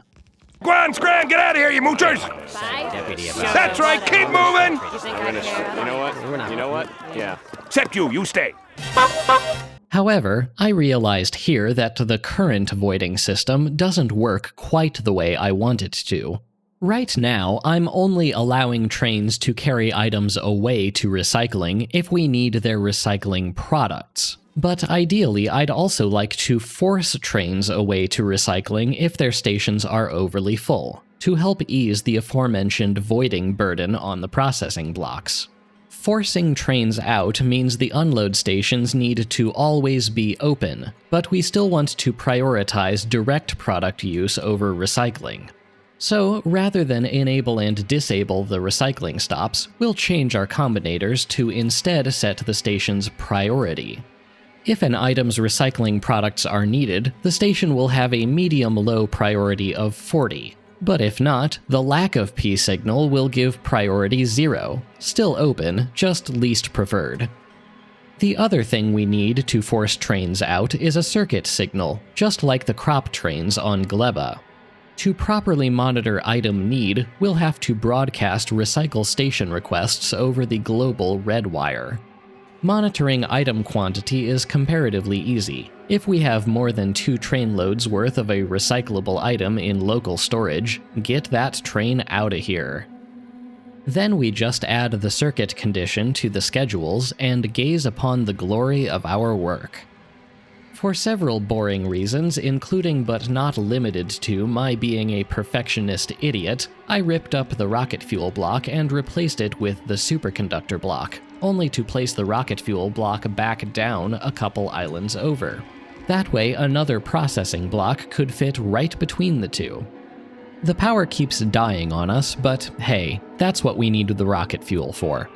So we just slap down a turbine block to the west and problem solved. For now. By the way, all 8 sciences needed for railgun damage have been running at our target 3.6k per minute for 10 hours straight. This megabase is really coming together. But it's not there just yet. The scrap stopped flowing because all the scrap trains are trying to refill their nuclear fuel, but the refueling station is blocked by an iron plate train that refuses to leave. For now, I just change the refuel interrupt so that trains won't try to go there if the station is currently occupied, and hope the plate train leaves on its own. Similar to the always open priority system for unload stations, I begin changing load stations to set priority based on how full they are. That way, trains will go to the fullest load stop, even if it's not totally full yet, because that's the most likely to be full soonest. This should also solve the issue of trains monopolizing the refueling station by ensuring there's always an open station for them to head to next, whether load or unload. I think we're about ready for the science block, and my suit batteries do not like this much bot traffic. And then supercapacitors, which is the last prerequisite we need to start making the science. No inbound battery trains yet, though. Well, after waiting a while for batteries to catch up, the supercapacitors come in and we're making science. Slowly. Looks like all this new production is making our power grid sad. I guess we need more accumulators then, and another turbine block while we're at it. Then we just need to get the science off planet, so the launch block gets pasted next door to the science block. I go on a supply run to make more processing blocks to feed the science, only to discover that we're out of lightning rods because once again we have no batteries. Speaking of batteries, here's another actual complaint to levy against Space Age. Getting struck by lightning does not recharge your suit batteries. Anyway. This island to the northwest is downright huge for Fulgora. We can fit 2 and maybe even 3 processing blocks here, and even a few more accumulators. That said, even with scrap productivity research, we'll still need a bunch more processing blocks to keep up with science demand. So for your sake, I'll be skipping almost all the rest of them, along with the scrap pickups, the recycling blocks, and the turbine blocks. Cut to after all that's done, and we should have enough to start testing science throughput. Let's start with blue circuit productivity. It's easy to forget how fast this base runs until you try to research something halfway normal. Okay, science is peaking where we want it, but it's not staying there. And it looks like the root cause isn't holmium, it's the batteries again. I don't feel like debugging that right now, so why don't we leave the base running overnight and see if this sorts itself out. The next morning. It did not sort itself out, plus a bunch of trains are out of fuel. This time it's the brick train that's monopolizing the refueling stop. This is an odd duck of a train though, because the only brick unload station is the mall, and we're already refueling the brick train at that station. So we can revert this one to share the novice brick train group, because we really don't need this to include the refueling interrupt here. But yeah, we're still short on batteries. At first I assumed without checking that we weren't making enough batteries, so I built this battery block in the lab, figuring we could make some extra from recycled gears and wire. But I failed to account for water consumption. Almost immediately we start falling behind, and soon enough we run out of water entirely. This would cause a power crash, so I reloaded and scrapped the battery block idea. But after waiting a bit longer, science production actually reaches a steady state for a couple hours. I guess the overnight test failure was just the fault of the train refueling issue. That just leaves one more thing to do: covering the blocks with concrete. And can you tell we've been researching worker robot speed? Now, this might seem like a massive waste of foundation. I also decided to research increased health just to be able to cross the oil ocean during the night without worrying about lightning being strong enough to kill me. Once all the blocks are paved, we can at last declare that Fulgora has been conquered. Alright, that just leaves one more planet to finish. Well, maybe 1.5 if you count the shattered planet, but first things first. Before we begin, I have to edit the outer planet haulers a bit. I've been cutting out the constant damage alerts for your sake, which are mostly happening because these grabbers at the front are just too far forward for the turrets to effectively cover them. I also delete some solar to tack on some more rockets and lasers. Hopefully that kills those alerts for good. And while I'm making preliminary edits, let's change Aquilo's bottomall to move the train-bound items with belts rather than bots. Now that we have plenty of reliable fusion power, it's time to finish adding these beacons back. And let's lay down the new concrete patterns to make it official. I replaced the brick with bare ice platform in the blueprints to maintain the layered look. Yeah, it'll almost all be covered by snow, but like I said earlier, it's the principle. I just realized I did not build in any ice voiding in case we got backed up on ice platform, so the platform factory froze and died. But the good news is that it made almost 60,000 platform before it did, which should cover our needs several times over. Before we start building anything new, let's replace our portable fission reactors with portable fusion reactors. Our bots still won't be happy, but our batteries will be. And on the subject of unhappiness, I'm not happy with this rocket fuel build. Looking at it again, I think I can rearrange it a bit to be able to mirror it vertically, for double the throughput from the same horizontal footprint. A bit of time in the lab later, and yeah, it's totally possible. The tricks are rotating the recyclers and side-loading the products onto the undergrounds. Then we just copy, rotate 180, and add some offshore pumps.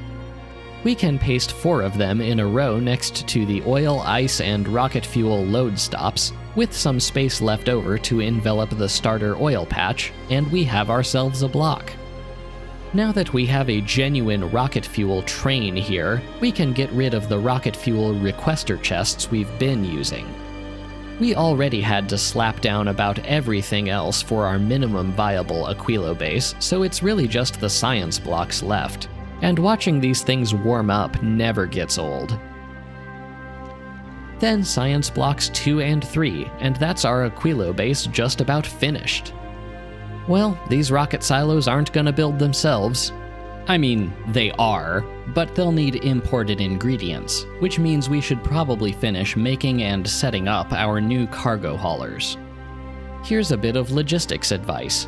Don't ship your low-density structures from Fulgora. It might be tempting since they're free, but what they aren't is common.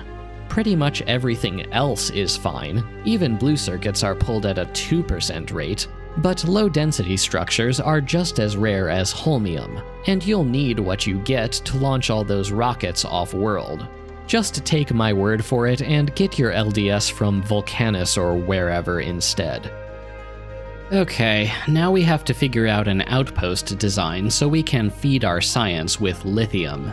The proper way of doing this would be to train in some rocket fuel, but unlike at the main base, that's all we can rely on out here. No bot-fed nuclear fuel allowed. That's a problem because our outpost rail design requires breaking up the full build into 3 open sections separated by rail. We're going to solve this problem by running a belt that carries the rocket fuel through all 3 sections with undergrounds. Then each section will get its own heating tower with its own input burner inserter.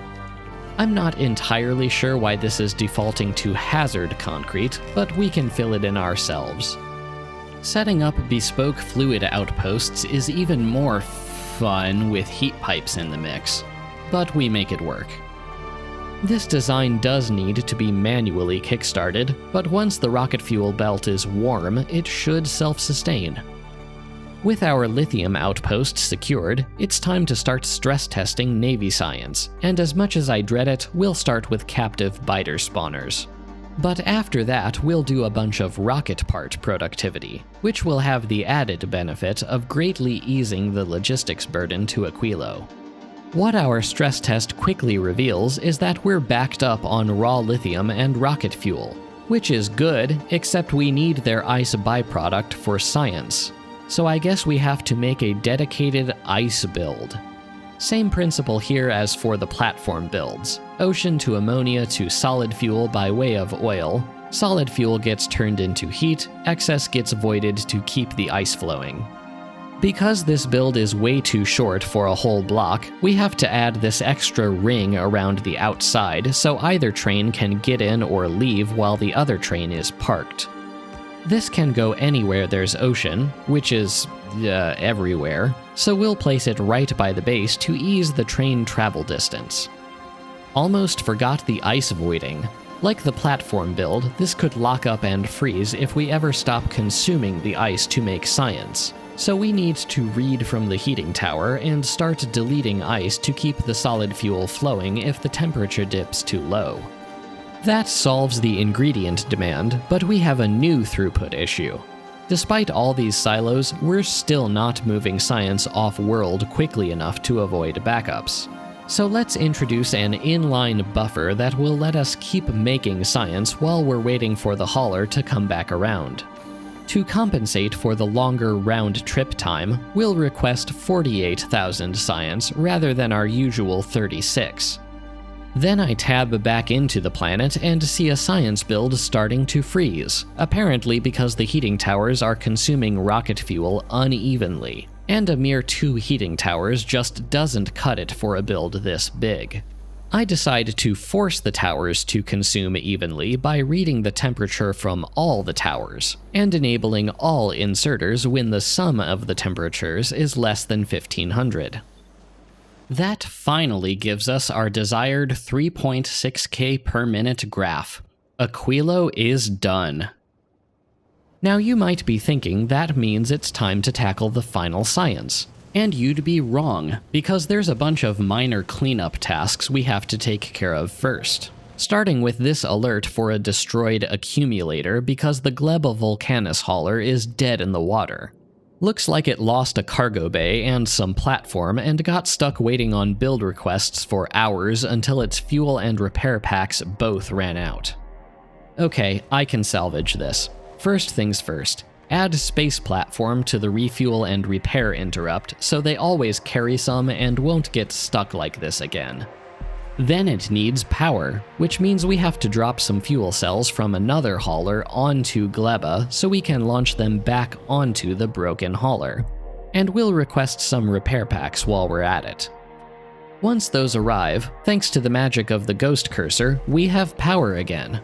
We'll wait for that to repair itself as much as it can, and then send it off to Novice to get its build requests fulfilled. Speaking of power, we're low on Fulgora again, because we're out of water, because scrap appears to be unevenly deadlocked on the voiding belts in basically every processing block. We'll fix this by turning the pseudo loop into a full loop. That creates a bit more spare room on the belt, and should allow the recyclers to pick up more of whatever they're currently trying to recycle. And after fixing them all, power is restored. But the science production is dead, despite having plenty of every ingredient. I have no idea how... Wait, why is this all one pipeline? Why is there holmium solution in the heavy oil pipes? Can you spot the error? It took me forever. Hilariously, this happened because I was recording. I have the keybind Ctrl-Shift-R set to start recording in OBS. Apparently, at the start of this file, I pressed that while I had my cursor over this electromagnetic plant, which rotated it and mixed all the fluids together. Well, at least that's straightened out. At this point, I decided to run another overnight stress test researching railgun shooting speed, only to wake up and discover that science had died 5 hours prior because Aquilo went down. No way in hell am I kickstarting that manually, so let's reload. After a bit of glancing around, I think the reason it went down is that our nuclear fuel production became imbalanced. We can fix that by force-feeding nuclear fuel to the logistics network with active provider chests, then turning on the stop only when rocket fuel in the input chests and nuclear fuel in the network are both low. Still, that could theoretically clog the system on too much nuclear fuel, so let's also disable the output inserters if we have enough nuclear fuel in the network. Then magenta science goes down due to lack of batteries again. This video is not brought to you by Energizer. I wish the production graph could show you what an item was being consumed by. I just looked at this and assumed we still weren't making enough batteries, so I went and pasted another scrap block. Only after that was fully built did I bother to check rate calculator and discover that no, we're actually making almost twice as many batteries as the science can directly consume. I guess the rest of that consumption graph was just recycling, so the total production really shouldn't be a problem. I did manage to catch one battery train at recycling, which is technically working as intended. But clearly I need to divert more to the science, which means I need to increase the buffer size. Then I catch another battery train topping off supercapacitors, which barely consume any batteries, rather than the much hungrier science block. So let's bump up the buffer size again, and set priority to highest while we're at it. Only after all that can we finally claim an hour at max production across a new set of 8 sciences, including Magenta and Navy. Okay, now it's time to tackle the final science, and unfortunately, that starts with biter eggs. We have to launch them into orbit and carry them past the solar system edge to combine them with Promethium asteroid chunks to make the science. Also some quantum processors, just in case you thought that might be too easy. We'll set up captive biter spawners to pass eggs first to a passive provider chest and then to rocket silos, maintaining a total count just over a full rocket silo load, so there's always a few eggs in the network for things like Tier 3 module production. Spawners produce eggs constantly as long as you keep them fed with bioflux, so we'll then need to draw the most spoiled eggs from the silo and feed them to a heating tower to hopefully avoid any hatches. We'll make 5 columns of this arrangement and place them between substations with laser turrets running alongside. This is enough to launch eggs in batches of 10,000 at a time. By the way, a word of warning, you can't move a captive spawner once you've placed it. So the only way I can make edits to this design is to blueprint it, right-click to remove the spawners, and paste another one somewhere else. This is why I was using biolabs instead of spawners a few sentences ago. This block design will include the center concrete, and that's because I'm going to carve out a one-tile moat around these columns. By placing this design over water, we should have an extra layer of protection in case our bioflux logistics fail us and the spawners break free. Then the ship for the science itself. My Discord voted that I should suck it up and call this one Black Science, so any further references to military science in this video will be described as gray, in the biggest sarcasm quotes I can muster. It's probably not a great idea to put eggs on belts here, so we'll direct insert from hub to science cryoplant and back again. And to minimize the number of eggs we have to haul, we'll stuff these cryoplants full of legendary Tier 3 productivity modules for a whopping 200% productivity bonus. Hey, we have to use biter eggs for this anyway, we might as well. Since we'll apparently need to use tons of legendary quality items for this ship, let's add some legendary beacons with legendary speed modules. This actually carries each plant well past the 60 per second maximum Promethium chunk throughput we can manage on a belt, so we can tone this down quite a bit. We'll also want a dual fusion reactor in front and cargo bays out the back, so this will be a very tightly packed hub area. Let's add a fluoroketone cooling plant and an unbarreling assembler to each side of the fusion reactor. We totally could have gotten away with one each, but asymmetry is physically painful to me. Now to distribute the chunks from the grabbers. We'll need a ton of Promethium chunks, almost one per science even with all that productivity, so those will go on a separate belt from the other chunk varieties. To get the chunks, we of course need to blow up asteroids, and we'll start with rockets. Remember how we got explosives research level 16 earlier? Well, this is what we needed that for, so that explosive rockets could two-shot big asteroids. We're using explosive rockets rather than normal rockets because the asteroid density in deep space is high enough that the area of effect damage is actually useful. It's also useful that one legendary assembler with 4 legendary speed modules working constantly can feed one rocket turret firing at its maximum rate, so we'll use a direct insertion design here. We'll need a ton of explosives production to make these. They take 3 times the explosives of regular rockets, and that's not counting the railgun ammo we'll also need for the huge asteroids. Rocket turrets will clean up both big and medium asteroids, so we don't have to deal with gun turrets.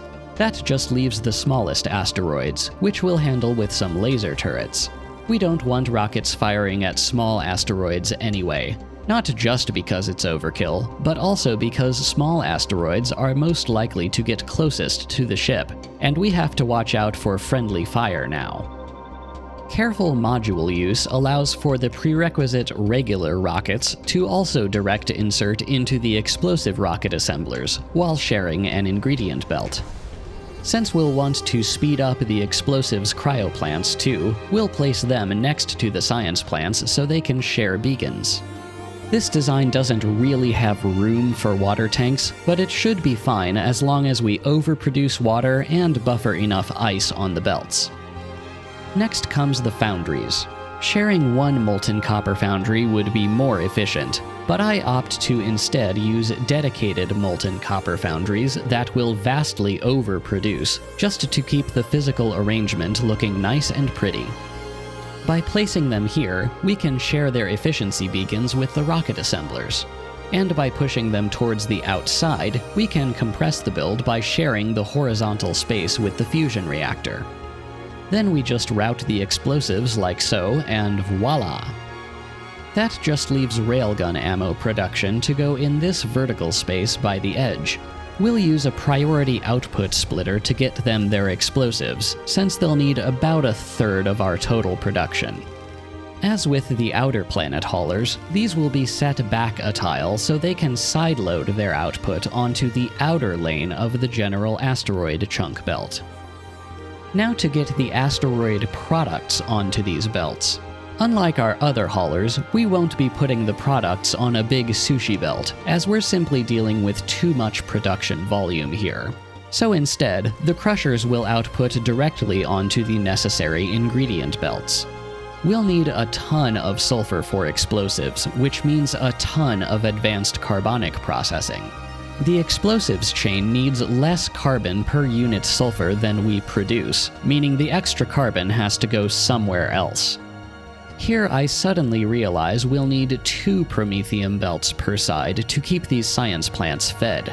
These don't stack, and like I said, the science eats a ton, so throughput is extremely important here. I think we can fit fuel and oxidizer production in the space between the explosive prerequisites and the cargo bays, but it's gonna be a squeeze. And I immediately make it worse by trying to route the excess carbon from explosives over here to be consumed by fuel. Okay, I definitely need to go down to a single cargo bay width here. Let's angle these thrusters towards the center to offer a bit of protection for the cargo bays. Then I can fit 2 staggered rows of tanks above to buffer fuel and oxidizer. This is such an obvious and elegant arrangement that I'm honestly surprised I haven't thought of it before just now. This also creates a big triangle of interior space that we can use for more cargo bays, while the fuel and oxidizer can be routed towards the sides. Finally, let's sprinkle some laser turrets around the hub area anywhere we can find a 2x2 free space, just in case of hatches. Now we just copy and flip to the other side, but we do need to do a bit of belt adjustment here and there to make sure products still end up on the correct lanes. Okay, I was not careful enough to make sure that the advanced processing recipes get their ingredients out before the basic recipes step in to compensate for any slack. Here, that means too much iron ore has prevented us from making any more copper. I don't want to redo this, so I try to salvage it by circuit controlling the basic processing to only turn on if there's plenty of copper and not enough iron. Next, let's build a pre-flight checklist. There's the basic stuff like fuel, oxidizer, and ammo reserves, but we'll also monitor the rocket ingredients. We could monitor the rocket turrets themselves, but since we're using a direct insertion design for those, it's the ingredient belt that tells us how much of a buffer we really have. Needing to connect these circuit wires to random crushers and chem plants just to span the distances is a pain, so let's add a bunch of blank constant combinators to bridge the gaps instead. This looks like a good first draft. Why don't we take it on a test run? We make it all the way to Aquilo, but with no fuel or oxidizer in reserve, which appears to be due to a lack of calcite. I don't want to give up on this design, so I try adding some more circuit control, which does help, but not enough. Okay, fine. I need to take a second pass at these crusher layouts. Getting calcite for the fuel and oxidizer onto 2 separate input belts seemed daunting, but then an idea struck. Just belt the calcite straight down the middle and draw from it with long-handed inserters. Then turn the advanced oxide crusher on its side and give it 2 ice paths out.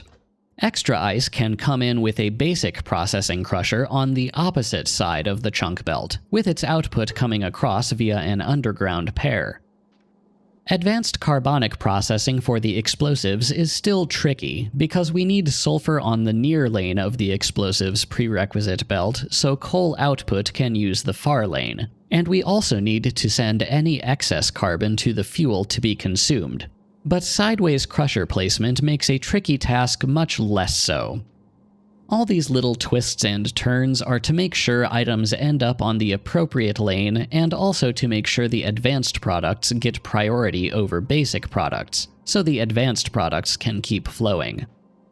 The reprocessing crushers still have to be vertical to make room for the fuel and oxidizer lines, but will live. A bunch of circuit tweaking later that I don't want to talk about, and the next test goes well enough that I decide to take it as far as it'll go.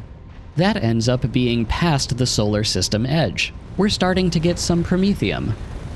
Then I add a 4-4 balancer on the promethium belts. Praise be to Rainquist and the Holy Balancer Book. The next test gets us about 100,000 kilometers towards the shattered planet, but explosives are starting to fall behind. And when they run out... See, this is why we test stuff in a sandbox before committing to real builds. I swore I checked these ratios beforehand, but after checking again, I realize with horror that even 4 advanced carbonic crushers on each side of the ship still only makes about half the sulfur we'll need.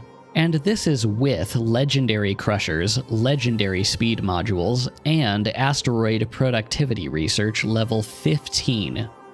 The true scale of advanced carbonic crushing we need produces too much carbon in too many places to warrant trying to join it with the fuel line. So instead, we'll carve a path to the ship edge and throw the excess carbon overboard. The only place these extra carbonic crushers will really fit is on the opposite side of the chunk belt, so we'll have to route their products across with undergrounds again, like we did with the ice earlier. Then I realize I don't need circuit control for these if I switch which sides of the belt they go on. By placing the advanced oxide processor on the far end of the ice line, it will always have space on the belt, and the basic one halfway down will just drop ice whenever it has the space to do so. And the same goes for the advanced metallic recipe. Carbon and sulfur routing are still being a pain. It works, it's just horrifically ugly. Then another brilliant idea strikes. Route half the carbon down and pass the belt underneath before curling back up, making one unified belt that all the carbon drops onto. No awkward crossovers needed. The only circuit control we still need is just to enable the carbon disposal inserters if the main belts get backed up. And I guess some to make sure the calcite gets evenly distributed between iron and copper lines. One last thing to make this work. Since the advanced processors that we want to prioritize are on the bottom of the belt, we need to make sure they get first dibs on chunks, which means we need to reverse the rotational direction of the chunk belt. Move the thrusters down a touch to get a cleaner cargo bay arrangement, and I think we're ready for another test run. Made it past 100,000 kilometers and the belts are still full of sulfur. That's what we like to see. Unfortunately, the grabbers are now getting caught in our own crossfire.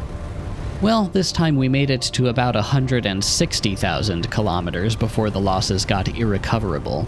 We're getting somewhere. Let's try replacing the legendary thrusters with normal thrusters so we go slower.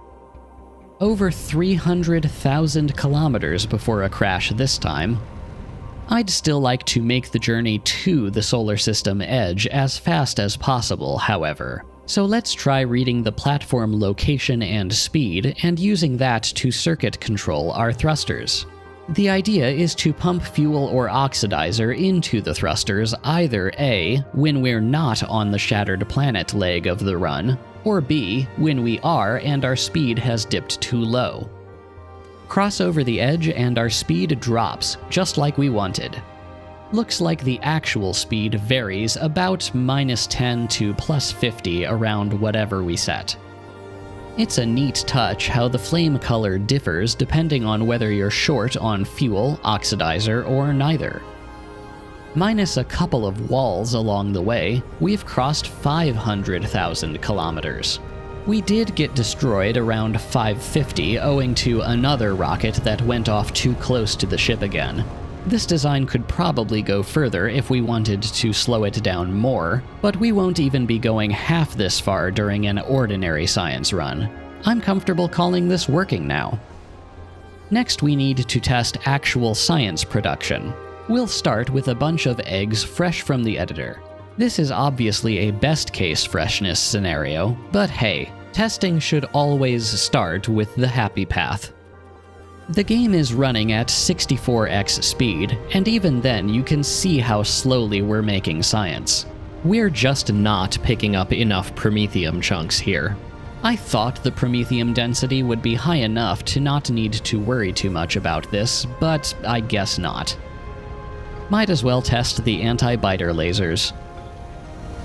At least they didn't blow up the hub, I guess. At this point, we should probably also test with the actual biter egg block. This run seems to be going well so far. I wonder how close we are to some hatches. Just a minor optimization here. We'll restrict the science input inserters to only activate when we're on the shattered planet leg of the run. That way the cargo bay will retain exactly the 20,000 requested eggs, instead of shuffling some into the cryoplants and then waiting around for another launch because it's suddenly under the request threshold. But after reducing that threshold to 15,000 eggs, we're still not collecting promethium quickly enough to avoid hatches.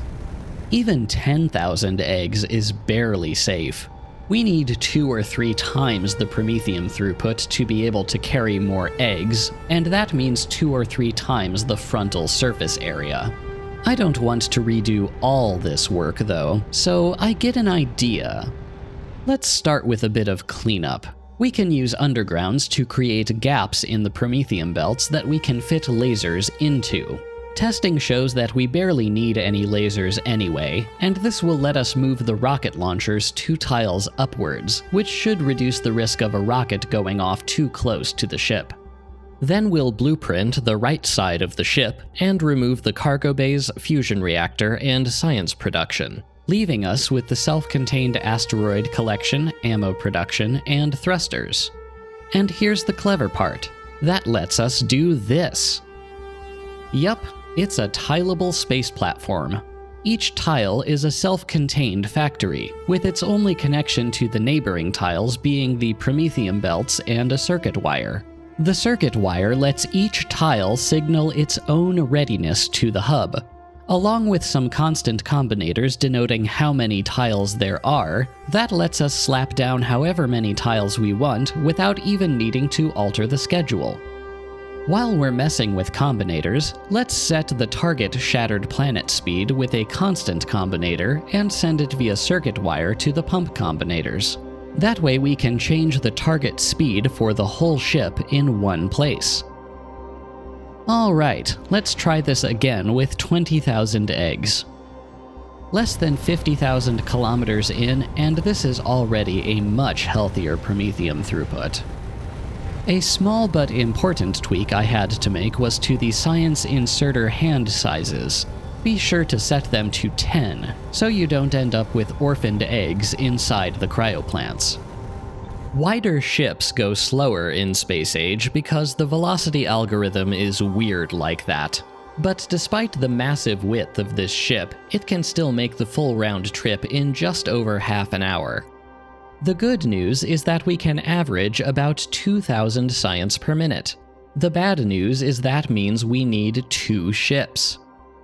Well, let's try and ease the construction burden by finding the smallest possible ship that can make a fast enough round trip with 20,000 eggs on board. 2 tiles? Nope. Thanks to editor magic, we can just slap down another ship. By the way, this is what the center tile looks like. Here's a pro tip for ship testing. Instead of waiting around for the ship to gather enough resources to warm up, feed it with the asteroid chunk cursor. This works especially great when the game is running at 64x speed. Okay, the 4-tile variant tops out at about 417 kilometers per second. Technically slower than the 2-tile variant, but because this collects Prometheum twice as fast, the total round trip time is actually faster. We get some hatches with 4 tiles, though at least not enough to destroy the ship. Let's bump ourselves up to 6 tiles then. Kinda looks like that one Tool album. The 6-tile variant works. All eggs are consumed with just under 2 minutes remaining on the timer, giving us a total round trip time of just over 30 minutes at a total production rate of about 2,000 science per minute. I think we have our ship.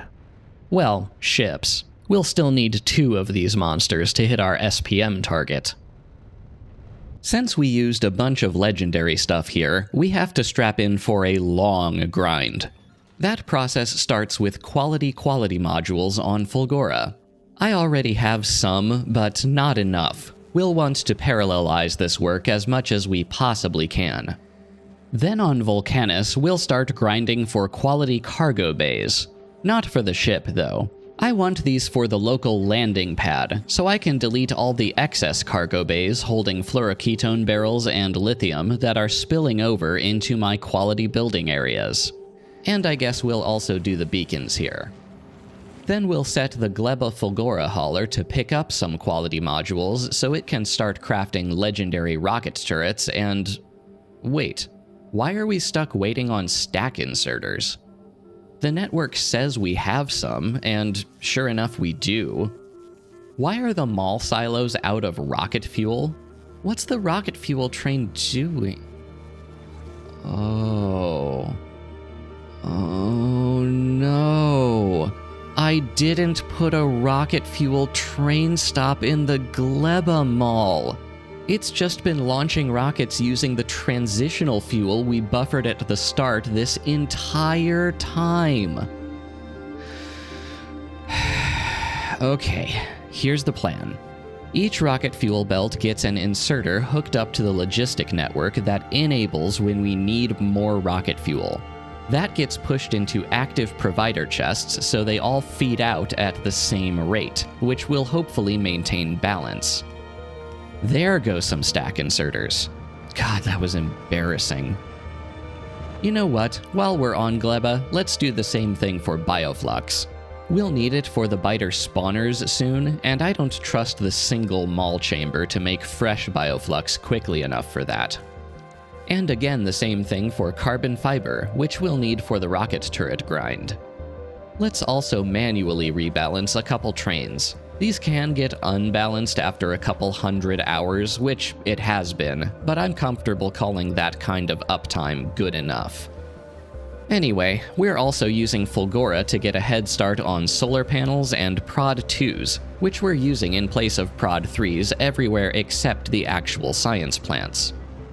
Clearing out the quality areas on Novice will mean finally tearing down this hack of a spoilage deletion build and putting an actual one in the lab block. Now that that's done, we can start grinding for legendary assemblers and a couple of legendary platform starter packs. Egg-carrying ships are the only place I'd recommend doing this. It doesn't give you extra inventory like the cargo bays do, but it does grant the hub extra HP, which could matter if a biter in the vacuum of space decides to munch on it. We'll also need a stupid amount of platform foundation, over 28,000 per ship, so here's a legendary assembler making more of that. Then I finally get around to deleting the old platforms. They served us well, but we have smarter builds now, and we could stand to reuse the materials. Up go the new ones, and this name seems appropriate for a pair of deep space science ships. I go to paste the first one and immediately get an error. Cannot build in an uncharted location. I guess that's confirmation from the game itself that we're officially building big. Seems kind of silly in orbit, considering there's nothing up here except us and floating rocks, but it appears we'll be forced to build in stages. Good thing I made this modular. Let's start in on the asteroid processing productivity research we'll need. Then some legendary fast inserters. These are only used to feed Promethium into the science plants, since we need so many and they only stack to 1. Those get done almost immediately, so it's on to the chem plants. The cargo bays on Vulcanus are done too, so let's make some legendary foundries. We don't have enough room for the full row of 5, so we'll co-opt the one from the normal part of the mall too. We have a nice surplus of quality modules on Fulgora now, so it's time to add rocket turrets to the grind. Quality turrets give you extra range, and we want our rocket range as high as possible to keep those explosive rockets far away from our own ship. And let's also add railgun turrets and cryoplants from Aquilo. They'll grind quickly since cryoplants can fit 8 modules, but in the case of the railguns, that assumes we can get the necessary ingredients from all over to here quickly enough, both for the turrets themselves and their component quantum processors. Also, stressed though they are, we'll be using bots for these quality builds, since a belted quality setup here would be awkward at best. We're done with beacons, so let's switch that to speed modules. These grind at a glacial pace, so we'll eventually be making several speed module builds, like we're doing for the Tier 2 productivity modules on Fulgora now. Looks like we've sent up enough space platform that we can paste the rest of the ship. Happy level 400 mining productivity, by the way. We're done with chem plants and are moving on to crushers, which are bottlenecked by electric engine crafting speed. So we'll switch the electric engine mall assemblers over to speed modules to help them keep up.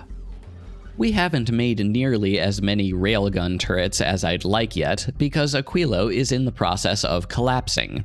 Looks like the rocket fuel train got stuck at an unbalanced nuclear fuel station. This rocket fuel chest is so clogged with rocket fuel that there's no room for uranium. I manually remove some fuel and it starts working again, but we need a more permanent solution. Let's quintuple the uranium we're requesting on the assumption that might have run out at some point. Let's also switch these buffer chests to requester chests on the assumption that I might have left a rocket fuel requesting chest around somewhere. Although I did look and I couldn't find one. Darn things can be sneaky though. Back on Novice, we're done with assemblers, so let's double the crusher production. And rocket turrets are done on Gleba, so let's get a head start on efficiency modules. They take spoilage, so it's either here or Novice, and Novice is busy. Okay, it just occurred to me why the fuel was becoming imbalanced on Aquilo. It's the mall rocket silos again. They're the ones that were requesting rocket fuel unevenly from the buffer chests. So we do still need a way to get rocket fuel into the logistic system in a balanced way.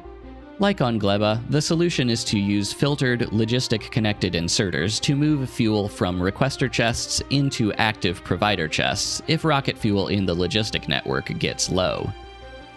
Productivity 2s are done on Fulgora, so let's switch all 4 of its quality areas over to speed 3s. Between that and Vulcanus, we have 6 builds grinding for these now, which is good because we'll need almost 2,500 in total. Crushers are also done, so let's switch Novice over to Grabbers. Railgun turrets are also done, so let's switch Aquilo over to nothing. Seriously, we shouldn't grind anything we don't have to grind here. The shipping costs aren't worth it. Novice is done grabbing, so it's on to thrusting. Hey, this is serious business. Get your mind out of the gutter. You can see here how the bottleneck for Tier 3 modules isn't really production speed, but rather recycling speed. I don't know why this didn't occur to me to do until just now, but here's some legendary recyclers to hopefully speed that up. We'll send some to the other planets where we're making Tier 3 modules too. That gets us to our efficiency module goal on Gleba in short order, so let's move those over. We're closing in on the last of Novice's quality production, so it's finally time to lay down the biter egg blocks. Not that I'll be making the spawners just yet, but the silos will take a minute, so might as well get a head start on those. Another overnight run, and this time I wake up to a bunch of trains out of fuel on Fulgora. This time it was a scrap train monopolizing the refueling stop. I guess it was never the most preferred train for an unload call. The dangers of placing your scrap pickups as close as possible to the drop-offs, I guess. Now, if you happened to notice a number of rockets carrying walls off Novice, you're not alone. I've been sending some walls to Aquilo so the outer planet haulers have a central location to grab spares, but I wasn't intending to send 168,000. Yeah, apparently this logistics setup caused a feedback loop that's been burning stone and rockets for a couple hundred hours now. So I cut that off and then set up a wall voiding build on Aquilo. It hurts a bit, but it wouldn't be worth the cost to ship these back. Alright, similar to pentapod eggs, biter eggs have to be harvested before they can be bred. Luckily, I have this wild spawner that I've very ethically kept alive since my first Space Age video, which we can recapture, force feed, child abduct, and neatly dispose of. Then we just groom the kids so that they'll start making us more kids.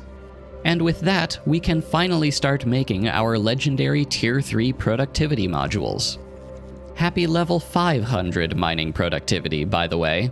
It seems like just a couple days ago we were only at level 400. Because it was just a couple days ago.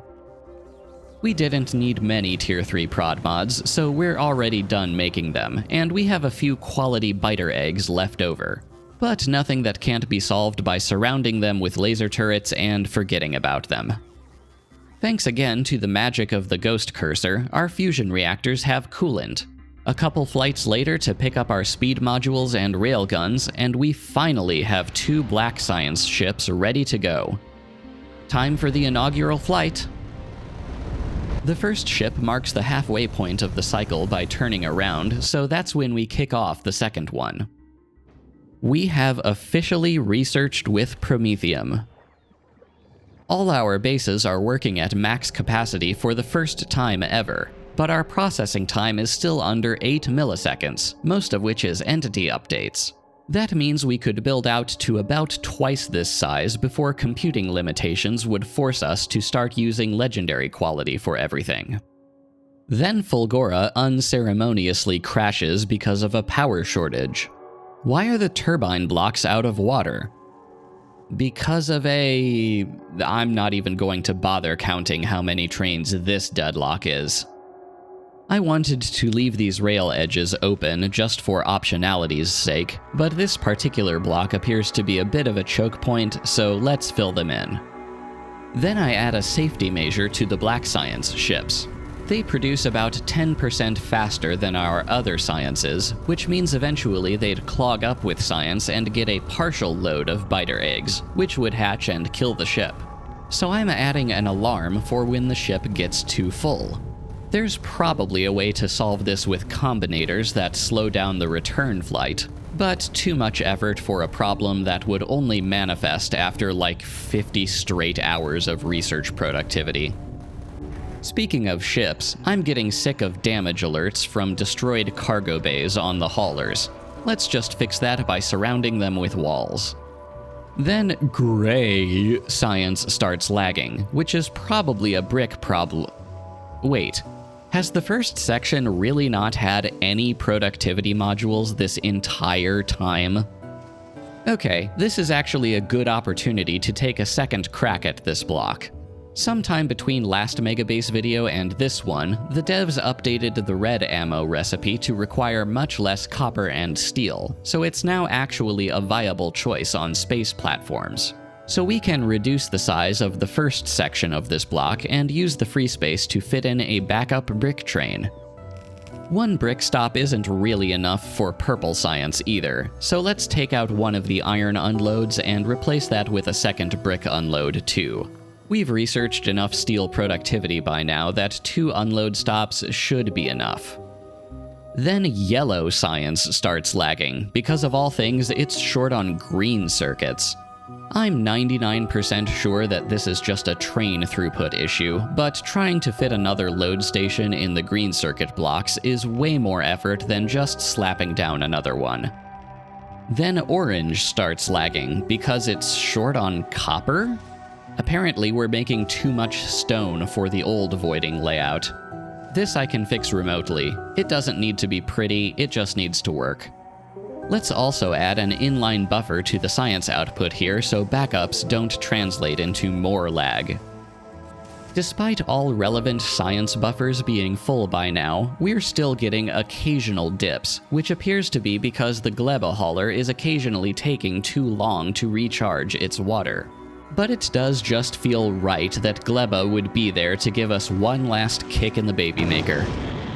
Okay, I didn't want to spend any time on this, but let's design a more competent interplanet hauler that can actually sustain its own resource requirements. I still want to make this fission-powered because I'm stubborn, although this time I will insist on a full set of turbines so we don't get out of power flashes like the current hauler design. I'd like to stick to 1 standard quality chemical plant each making fuel and oxidizer per side, which is capable of supporting 3 thrusters per side. After plenty of deliberation that didn't go anywhere, I settle on this thruster layout purely because it makes the chem plant arrangement clean. This production design looks clean enough too. It does mean we'll be working with 1 big loop instead of 2 stair-stepping loops, but at this point I'm much more concerned with getting this working than I am with it looking pretty.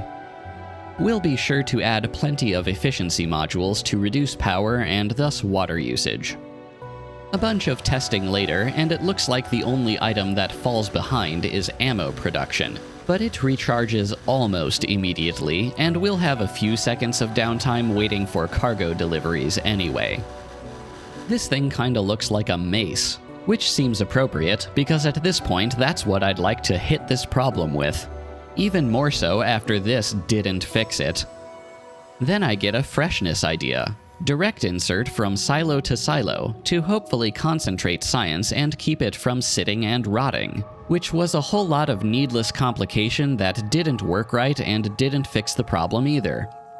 Wait a minute. The new hauler is fast and reliable enough that we can reduce the science request size and have it make more frequent trips, which would definitely increase freshness. Let it run for an hour and... Could it be? An hour of all 12 sciences at maximum throughput with no lagging? I anxiously let it keep running and it makes it all the way to 3 hours. It's working. It's actually working. We're officially done. Well, that only took almost 3 months of my life. For those of you who've been waiting patiently for a new upload, I hope this monster of a video was as fun for you to watch as it was for me to make. I feel like this is a pretty good showcase of why I enjoy building big. It's much the same reason why I enjoy programming robust software. Small hacky solutions may technically work, but they just don't feel right, you know? To me, a problem hasn't truly been beaten until it's been beaten into submission. Now at this point, perhaps you're wondering what other challenging and/or stupid ideas I can tackle. Well, here's the growing list of people who have generously decided to contribute to my efforts. Without your assistance, these videos simply wouldn't be possible, and for that you all have my sincerest thanks. So if you've made it all this way, why not consider joining up via Patreon or YouTube memberships? You can get all sorts of goodies for doing so, like early video access, Discord chat, blueprints, save games, and more. Thank you so much for coming with me on such a long journey, and I hope to see you again next time.